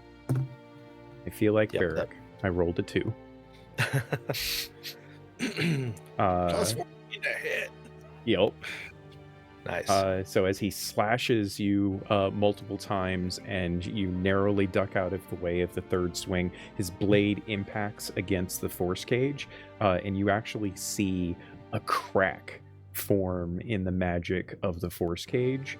It fixes itself, but there's this fear in the moment that from Zorvir, that the power of his blade is so strong that he almost cracks the cage itself. And that brings us to Cassia. Cassia, as you pick yourself up from the room that had exploded basically around you, you can feel the warmth of the divine symbol upon your forehead just blazing in front of you, blazing enough that you can see the light of it in front of you. You clutch the codex in your arms and you slowly pick yourself up, and you look around this space that was already so awful, and now it's just rife with chaos, as like one of the pillars has been crumpled to the ground, most of the armor and trophies have been scattered to the far edges of the room and battered and crumpled into a more disastrous and injured state than they already were. And as you look around the room, breathing heavily, you hear a voice behind you. Familiar voice, the old man just chuckling to himself. Well, I didn't expect that. Are you all right? I've been better. Indeed. It was an interesting way of dealing with that book, I must say. Next It time, was the first thing I could think of. I tend to think that paper doesn't like fire. But, that's just me. Your friends, by the way, they're already dealing with that, Emperor fellow. Are they doing well? It seems so. It's hard to say. You mortals, the way you fight, it's fun. Sometimes. This one, though, I'm a little bit worried about the people, as the chaos that's ensuing is probably going to cause some significant harm. So, well, yes, let's do this. And he kind of washes his hand in the space beside him, and where his hand moves, a arcane doorway just opens up. And through that doorway, you can see your friends engaged in battle in the arena. And he just kind of gestures with his hand towards it and says, "Best of luck now." Thank you. Again. I can't have one of my favorites, missing all of the fun now, can I? I thought you didn't have favorites. Don't tell the others. And I will sprint through the door. Yes, Cassia sprints through the door. Get her. What did I do with her token? There it is. So basically appearing next to Barrick and Meryl, Cassia, you all see this arcane doorway appear. She steps through, and on the other side, you see Apraxis waving as the door closes behind him, or behind Cassia. Would you like to take an action, Deb? I would. And as my action, I would like to set off my spell rot tattoo. Okay. Which is a circle of power. So within a 30-foot radius of me, every ally of mine has advantage on saving throws against spells and other magical effects. If you succeed and are supposed to take half damage, you take no damage. Nice. Yes, you That's invoke awesome. this circle of power. All of you can feel the holy radiance coming off of Cassia, bolstering you in this space. What you got, Akris?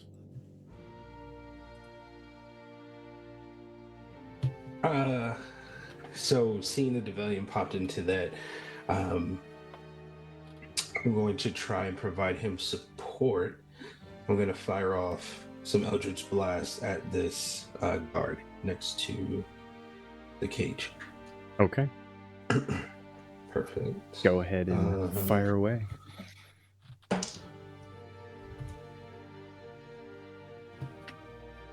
Uh, 21 on the first one. That hits.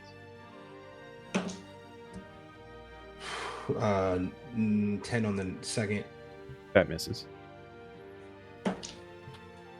And then 22 on the third. That also hits. Can I use my advantage on my second roll since I didn't roll in on any of these three? Sure. I'm okay with that. That's a 19. That misses. 19 misses. Okay, so I only got 2 off. Yep. Perfect.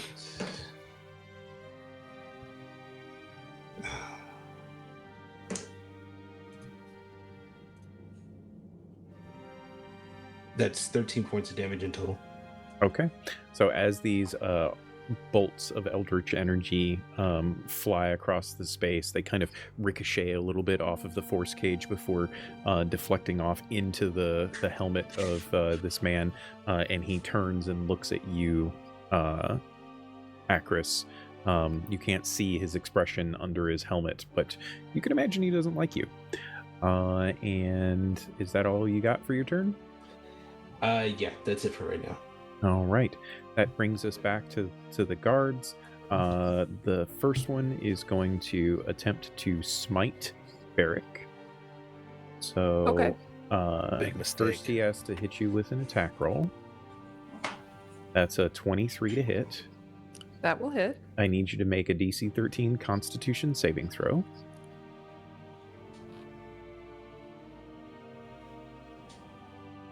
It's a 26. Okay, so you are not blinded, but you do, however, from that one hit, take a total of 19 points of damage. The second Sure. strike is a 15 to hit, which I'm pretty sure misses. That misses. And the third strike, wow, well, maybe 20. That hits. Okay. That is going to be 14 points of total damage. Okay. And he's looking pretty woozy on his feet. Like, you can tell he's stumbling a bit with his strikes. He's using a glaive, and like, he's not impeded by your proximity. He's used to fighting in close combat with a weapon such as this, but he's definitely a little bit beleaguered. This fellow, he cannot reach Acris on a single turn, so he is going to use both his move and his action and come charging over. Oh wait, no, he has a reach weapon. That's right, he doesn't have to. He does actually reach far enough, and he is actually going to swing 3 times upon Acris. I need for Acris, well, maybe not. 14 misses Acris, right? Yep. Okay, so first attack misses. Second attack is, oh, that's better, 24 to hit. So now he needs to make his DC 13 Constitution saving throw. I think I say 22. Okay, he is not blinded. 21, I'm sorry. That's fine. You take 11 points of slashing damage and 9 points of necrotic damage. And the third attack is a natural 20. So that is going to be another 17 points of slashing damage and 18 points of necrotic damage. Okay. And Perfect. that is their turn. You're up, Barrick. Okay. So I will take another attack at the woozy boy. Mm-hmm. So we'll give a swing. 16. Misses. Ugh. Okay, I'll do another. Okay. 23. He's dead. Okay. He had 2 hit points. Perfect. So after that, I will hop down from where I am and move over to this guy who just stabbed my dragon son, and I will take another attack. Don't forget your haste attack, too. I know. That's a 27 to hit. That hits. And then my other attack will be a 21 to hit. Yep, that also hits. So they were higher because I have the stuff, +3 to both of those. That's fine. Just tell me my damage. Yeah, 17 points of damage for the first, and 19 for the second. Alrighty. And that is it. Okay. As you cut into him, you deliver some pretty good blows, but he kind of shrugs them off for a second, and he definitely turns towards you, recognizing the real threat on the battlefield now. And that brings us to Develian. Alrighty, so I look at Gerontin, and I will say, your reign of terror ends today. I have sworn a sacred oath, and all that matters is that it is completed, not whether or not I survive its telling. And with that, I'm going to cast Disintegrate at point-blank range into his chest. At 8th level. All right. He has to make a saving throw for that, right? Or yes, no, it is a dexterity saving throw. Okay. Okay. One DC of the 18. 2 saving throw proficiencies that he does not have. Yes. I was banking on it. Still rolled pretty well though. I got a 16. Okay, the DC was 18. All right. It would be a 16, Not but well with my enough. Mage Blade, my custom item that you made for me, Miko, it's going to be an 18. I just want you to know All that that's what made the fault, difference. Miko. Just so you know. Sounds, yeah. And Killed by your own sword. yeah, so he's going to take 16 See, this is the D6 plight plus of all 40. GMs. Yep. You make these cool things for your players, and all they do is use them against you. It's fun. It is. Oh yeah, like Oh that. yeah, baby.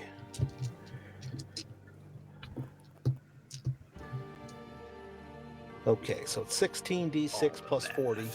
So the D6s are going to be 72 plus 40. Okay. It's 112. 112. I just run my sword into him, and as I do, it snaps off in his stomach as the disintegration spell explodes through his stomach. Okay. As it explodes through, you can see for a moment that he doesn't seem to care about what you're doing. But then, as the disintegration starts eating away at his flesh, he realizes that the protections that he had from the Black Book are gone. And that fear returns to his form as he slowly begins to wither in front of you and turn to ash. As he turns to ash, however, dying in front of everyone, there is a pulse of vile blackness that erupts from him. And I need for Develian, please, to make a Constitution saving throw. And let me just double check. 10, 15, 20. Barrick as well. Oh shit. Meryl and Bastion are literally at the edge of the range Wouldn't of stay this, in the cage. of this death throw. No, it does not. Oh, because it's a Yeah, we already established that there was magical thing. Right. Gotcha. You said this is Constitution? Constitution saving throw.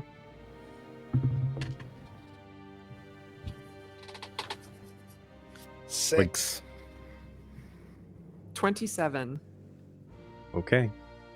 The 27 succeeds.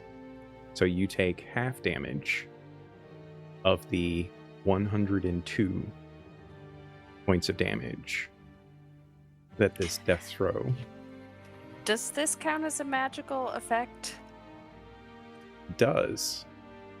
Are they within 30 feet of me? The Velian is within 30 feet of you. Did you roll at advantage? I don't think you Develian? did. Kevin, did you roll at advantage? Oh no, it's a con save. I thought I only got advantage on wisdom saves. You have all saves if you are within 30 feet of Cassia. Oh shit, I was not at advantage. Okay, let me roll again. Hang Let's on. try hang on. again. Uh-oh. Uh-oh. 21. Yes. 21 succeeds. You take half of the 102, so They 51. don't take any. Right. Because we succeeded. Because of our saves, we don't. Yeah. When affected creature succeeds on a saving throw made against a spell or magical effect that allows it to make a saving throw to take only half damage, it instead takes no damage if it succeeds on the saving throws. Nice. Yes. Cleric Teamwork for the makes the win. dream work. So whatever he just did, blast me back against the force cage, and the force cage actually visibly goes like it rocks, and I kind of and I just kind of slide down into a heap at the base of it. I will say for the narrative's sake as well that the force cage gets obliterated by this. Oh, okay. Sure. Just for Sure, narrative. fine, I suppose. And there you all stand, victorious in this moment. There is a eerie silence that washes over the crowd. that some of which were sticking around. There's a good portion.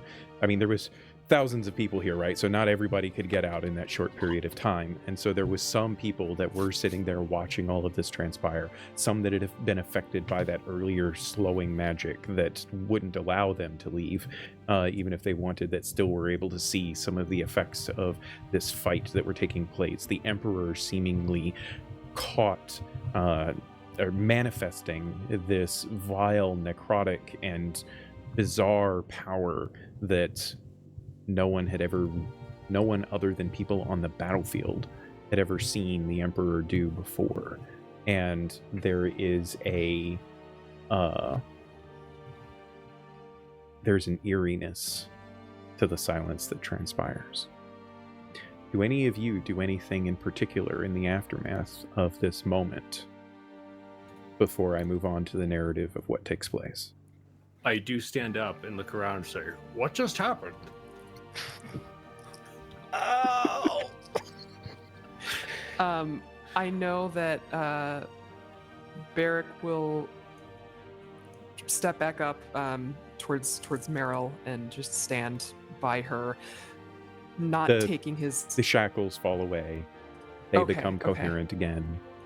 Okay, yeah, so he'll help her up and sort of put her at his side, but a little bit behind him, just in case. And he'll, with his sword, he'll sort of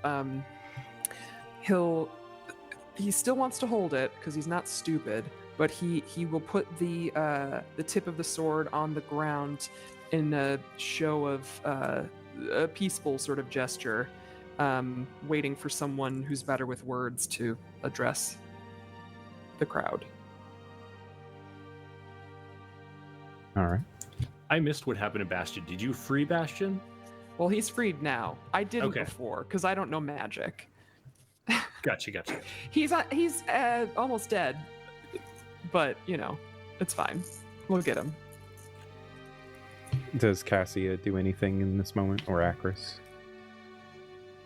I think Cassia would look around and start healing people Okay. immediately. Same. Akris, do you have anything to contribute here? No, I didn't do anything this entire battle. Oh, no. just out here hanging. No, I go help Cassia try to I go help Barrick and Meryl, make sure they're good. Okay. As you all pick yourselves up from this, we're going to switch over to a little bit of a narrative here for our conclusion to all of this. There is a great chaos that unfolds, particularly in Insaris, in the coming hours and days after all of this. A number of powerful individuals from the hierarchy, the family of the Emperor, people that were members of the various nobility.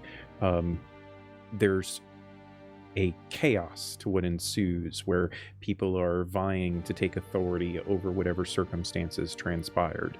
You each are arrested in the aftermath of this. There is a trial that takes place.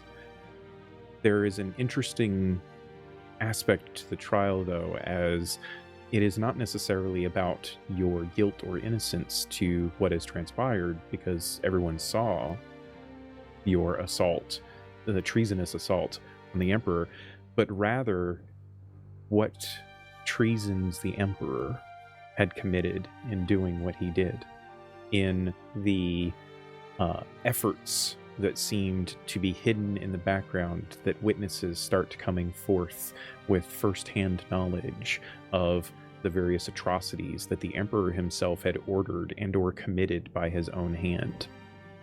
All of this comes about to not a acquittal of your actions per se, but there is no law which can cover what has happened to the Empire. All of this eventually culminates into a time where the Empire itself seems to fray at the edges. This untimely demise of Duranton, who had once guided Intresca with an iron fist, has cast a long shadow over the entirety of Intresca, over the majority of the continent, but particularly over his young son, Aeol. Barely out of adolescence, this elven man now was thrust into a position of immense power. Aeol grappled with the weight of the sprawling empire that his father had left behind, and his inexperience was glaring with the court that was quick to exploit this vulnerability, and very quickly saw him as nothing more than a puppet. Scheming advisors, veterans of Durantan's reign, they all pulled Aeol's strings, turning him into basically a figurehead of the Empire, and consequently the stronghold that Insaris had over the rest of the continent waned. Distant territories, sensing this weakness, seized their chances for independence, and a true rebellion began. This marked the onset of the Age of Unrest, a turbulent era that bore witness to the myriad of internal and external threats that basically threatened to rip the Empire asunder. And despite the efforts of various council members and military leaders attempting to emulate Durantan's spirit and charisma, they all fell short. The rebellion gnawed away at the Empire's unity. Skirmishes along borders intensified, invasions took place from the wild tribelands, and all of this drained Intresca's resources and engulfed it in a whirlwind of near constant warfare not seen since the earliest days of Durantan's rule. All of this coupled with the shaky leadership of a manipulated king, the Empire began to fracture, and eventually, it shrank. But this tumultuous period was eventually laid to rest during the era of resilience, a time of healing for Intresca, as Valerithal, the grandson of Durantan, born some years after Durantan's death and never knowing the true sight of what his grandfather could bring, he shunned the imperialism that the Empire was built upon, instead championing stability, consolidation, and restoration. Aeol's rule, his father, had been marred by instability, but there was a brief time when Aeol showed wisdom in fostering the growth of advisory councils, moving amongst the shadows, having learned after decades of being under the thumb of so many of these individuals before. He made his own moves to put people within these councils that would eventually no longer present such a threat to the crown. And then, when he knew the time was right, he recognized his own shortcomings and stepped down from the throne, handing the mantle over to Valerithal. And the reign of Valerithal marked a time of recovery. Through the advisory councils nurtured by his father, he was able to rebuild the empire, not as an empire any longer per se, but more as a stable kingdom, shedding and repairing the scars of war. And whilst Intresca might not have regained the glory it had once had, it showed remarkable resilience, and it weathered the numerous storms and emerged eventually stronger. And over the several hundred years of Valerothal's rule, he transitioned his people into shedding their imperialistic skin and sowing the seeds of a peaceful future for Intresca. It was, of course, marred with the occasional war, as all histories seem to deem, but Aeol, who had survived well into much of Valerothal's rule, had silently guided his son from the shadows, and together, the two of them had brought about this time of peace and reshaped Intresca forever into the future. And that is where we leave Intresca in its Requiem. And I am curious to know, what do all of you think happens to Beric, Cassia, and Acris, and Develian, and Zorvir in these years of their remaining lives? I think we all went on a vacation together, just kicked back, took it easy for a while. Sandals. You know a good place up in the mountains. Right? Yeah. Go hang out in Sanctuary. Absolutely. Yeah. Does anyone know have that- anything in particular that they think their characters got up to in these aftermath of these years? I know that Beric doesn't have as much time as some of his friends might. And so, with the time that he does have, he will continue to work towards dismantling the Empire and doing what he can to help. He doesn't have longevity to make it through all of these ages, but he'll do what he can in the time that he has. And he'll spend as much of that time as he can with Meryl. Nice. What about you, Ian? What does Acris get up to in these years? I think after this, Acris, him and Kendra get married in whatever form that works in Intresca. All And right, I all right, think- all right. hey. Right? My man. I Kids on think Flower Girl.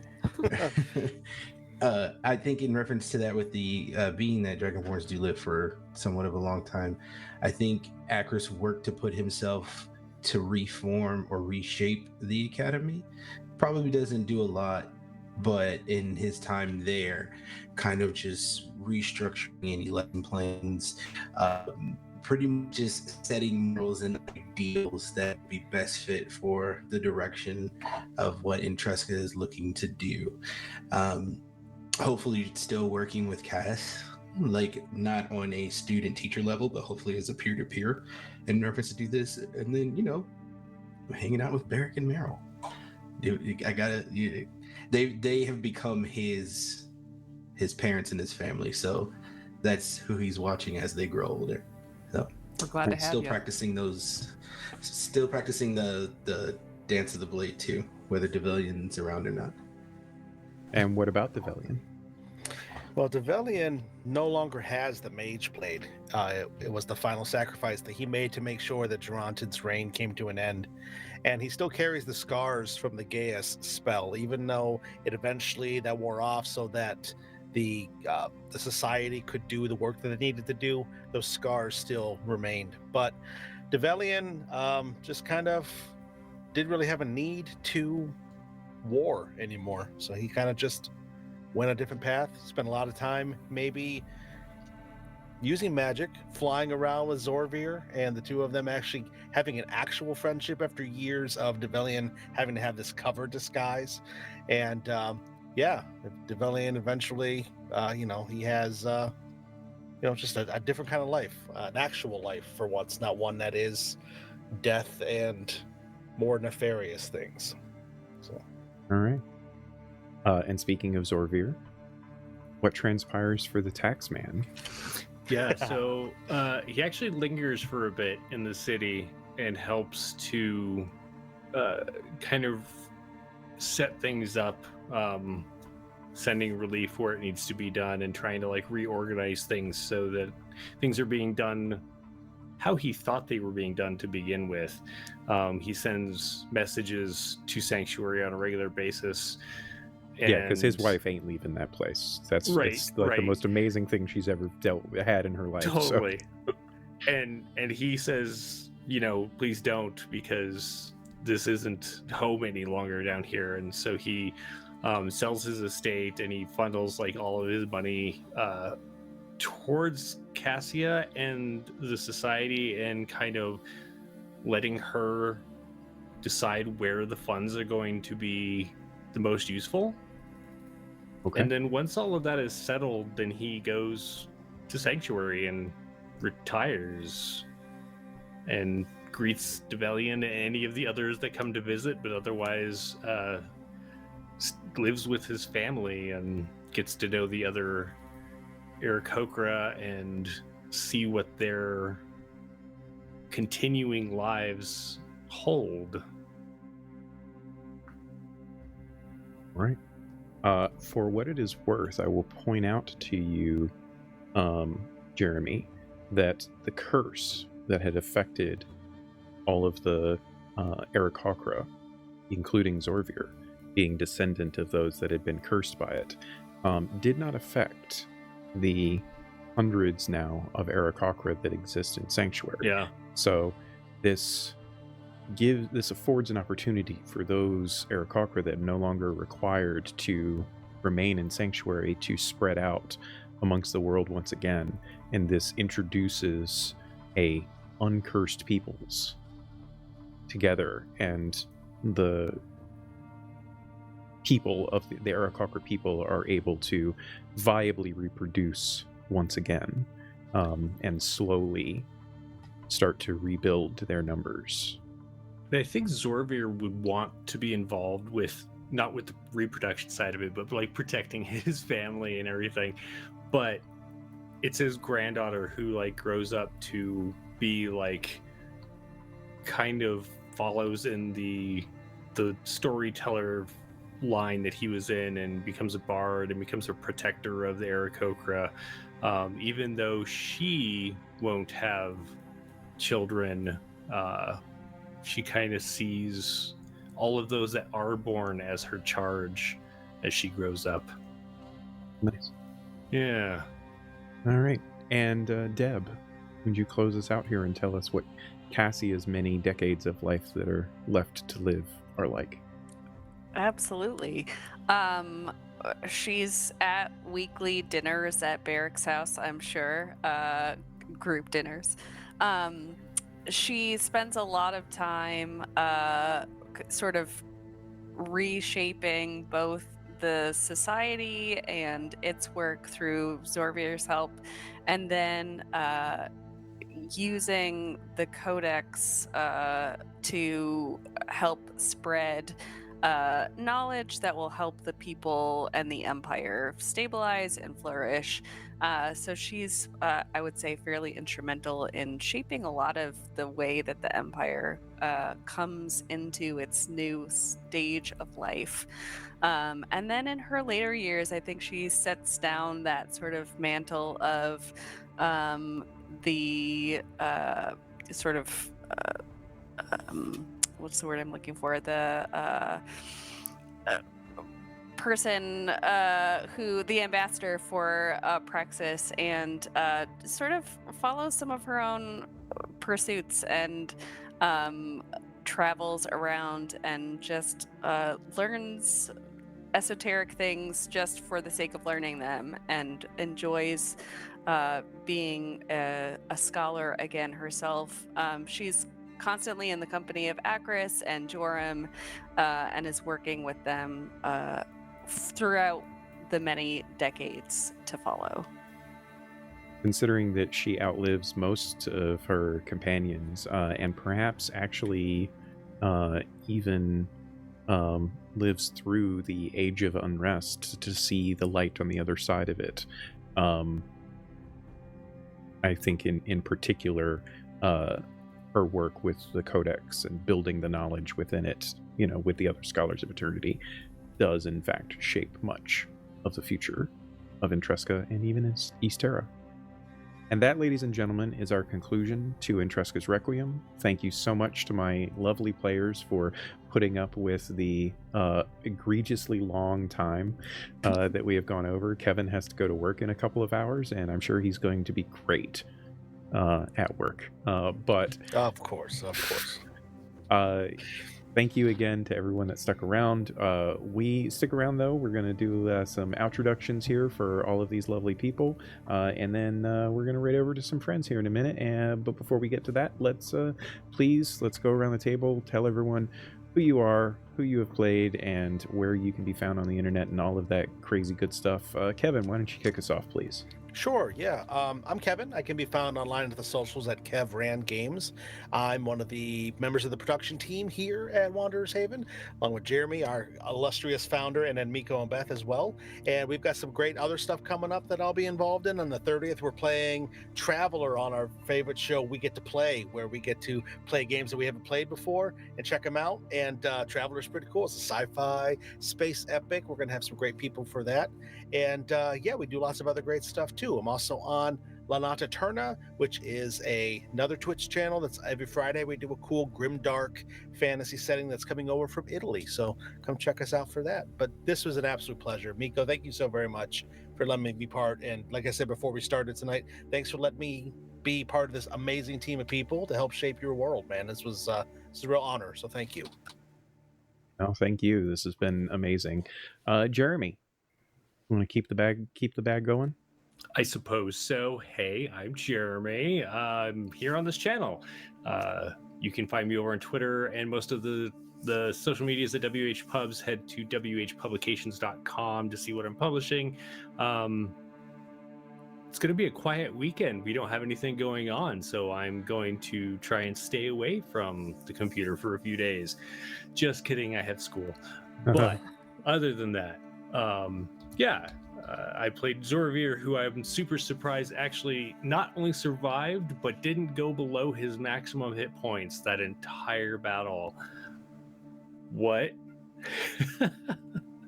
Thank you, Miko. Thank you, everybody. Don't know how that happened. Great. Thank you so much as well. Ian, my oos of the internet, bro, please tell everybody who you are and where you can be found and all that crazy awesome stuff. Hey, everyone, my name is Ian. You can find me on all social media at your boy Big. And if you honestly really want to know what I'm doing next, just go ahead and follow me on Twitter. That's usually where I post a lot of my stuff. But it has been an absolute pleasure playing this story. I'm so happy to do this with you guys, and it was a lot of fun. And can't wait to play with you guys again. Indeed. And you will get to play with some of these folks again just in the coming weeks.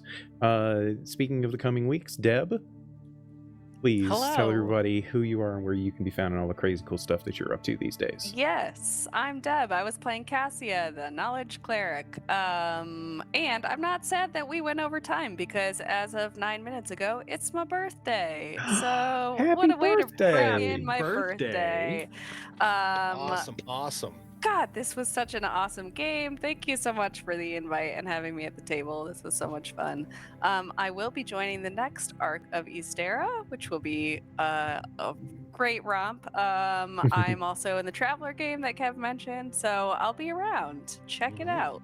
Indeed. Looking forward to the plant witch that you're bringing to the next game. Speaking of witchery and all things fun, please, Beth, tell everybody about yourself. I'm Beth, and I have played Oscar Barrick. This game was very special, and I feel like it exemplifies what I love about playing tabletop role-playing games. You were all a blast to play with. Obviously, Miko, your world is just bananas. But this was really great. You can find me on social media at Beth Masco. I will be in a lot of upcoming things. More Ysterra coming up. I have a Lord of the Rings game coming up with Guild Superior. Bleak Season's running that. And I'm also going to be playing in La Nata Turna next month, and so all good things. But thanks so much for having me tell this story. This is great. Indeed, I was glad to have all of you be a part of this storytelling. I could not have envisioned a better cast for Intresca's Requiem. This is exactly the kind of tale I was hoping to tell, and I loved all of the personal things that you all brought to this amazing story. And I did have to rewrite a few things in the history as a result, and that's okay. I am happy to do that. I am Miko, otherwise known as the OKSGM. Please Check out my social media pretty much everywhere, the OKSGM or the _OKS_GM. And I'm very much looking forward to getting to tell more stories like this in the future. Jeremy, thank you so much for letting me do that on this channel. It has been amazing, and I look forward to the future.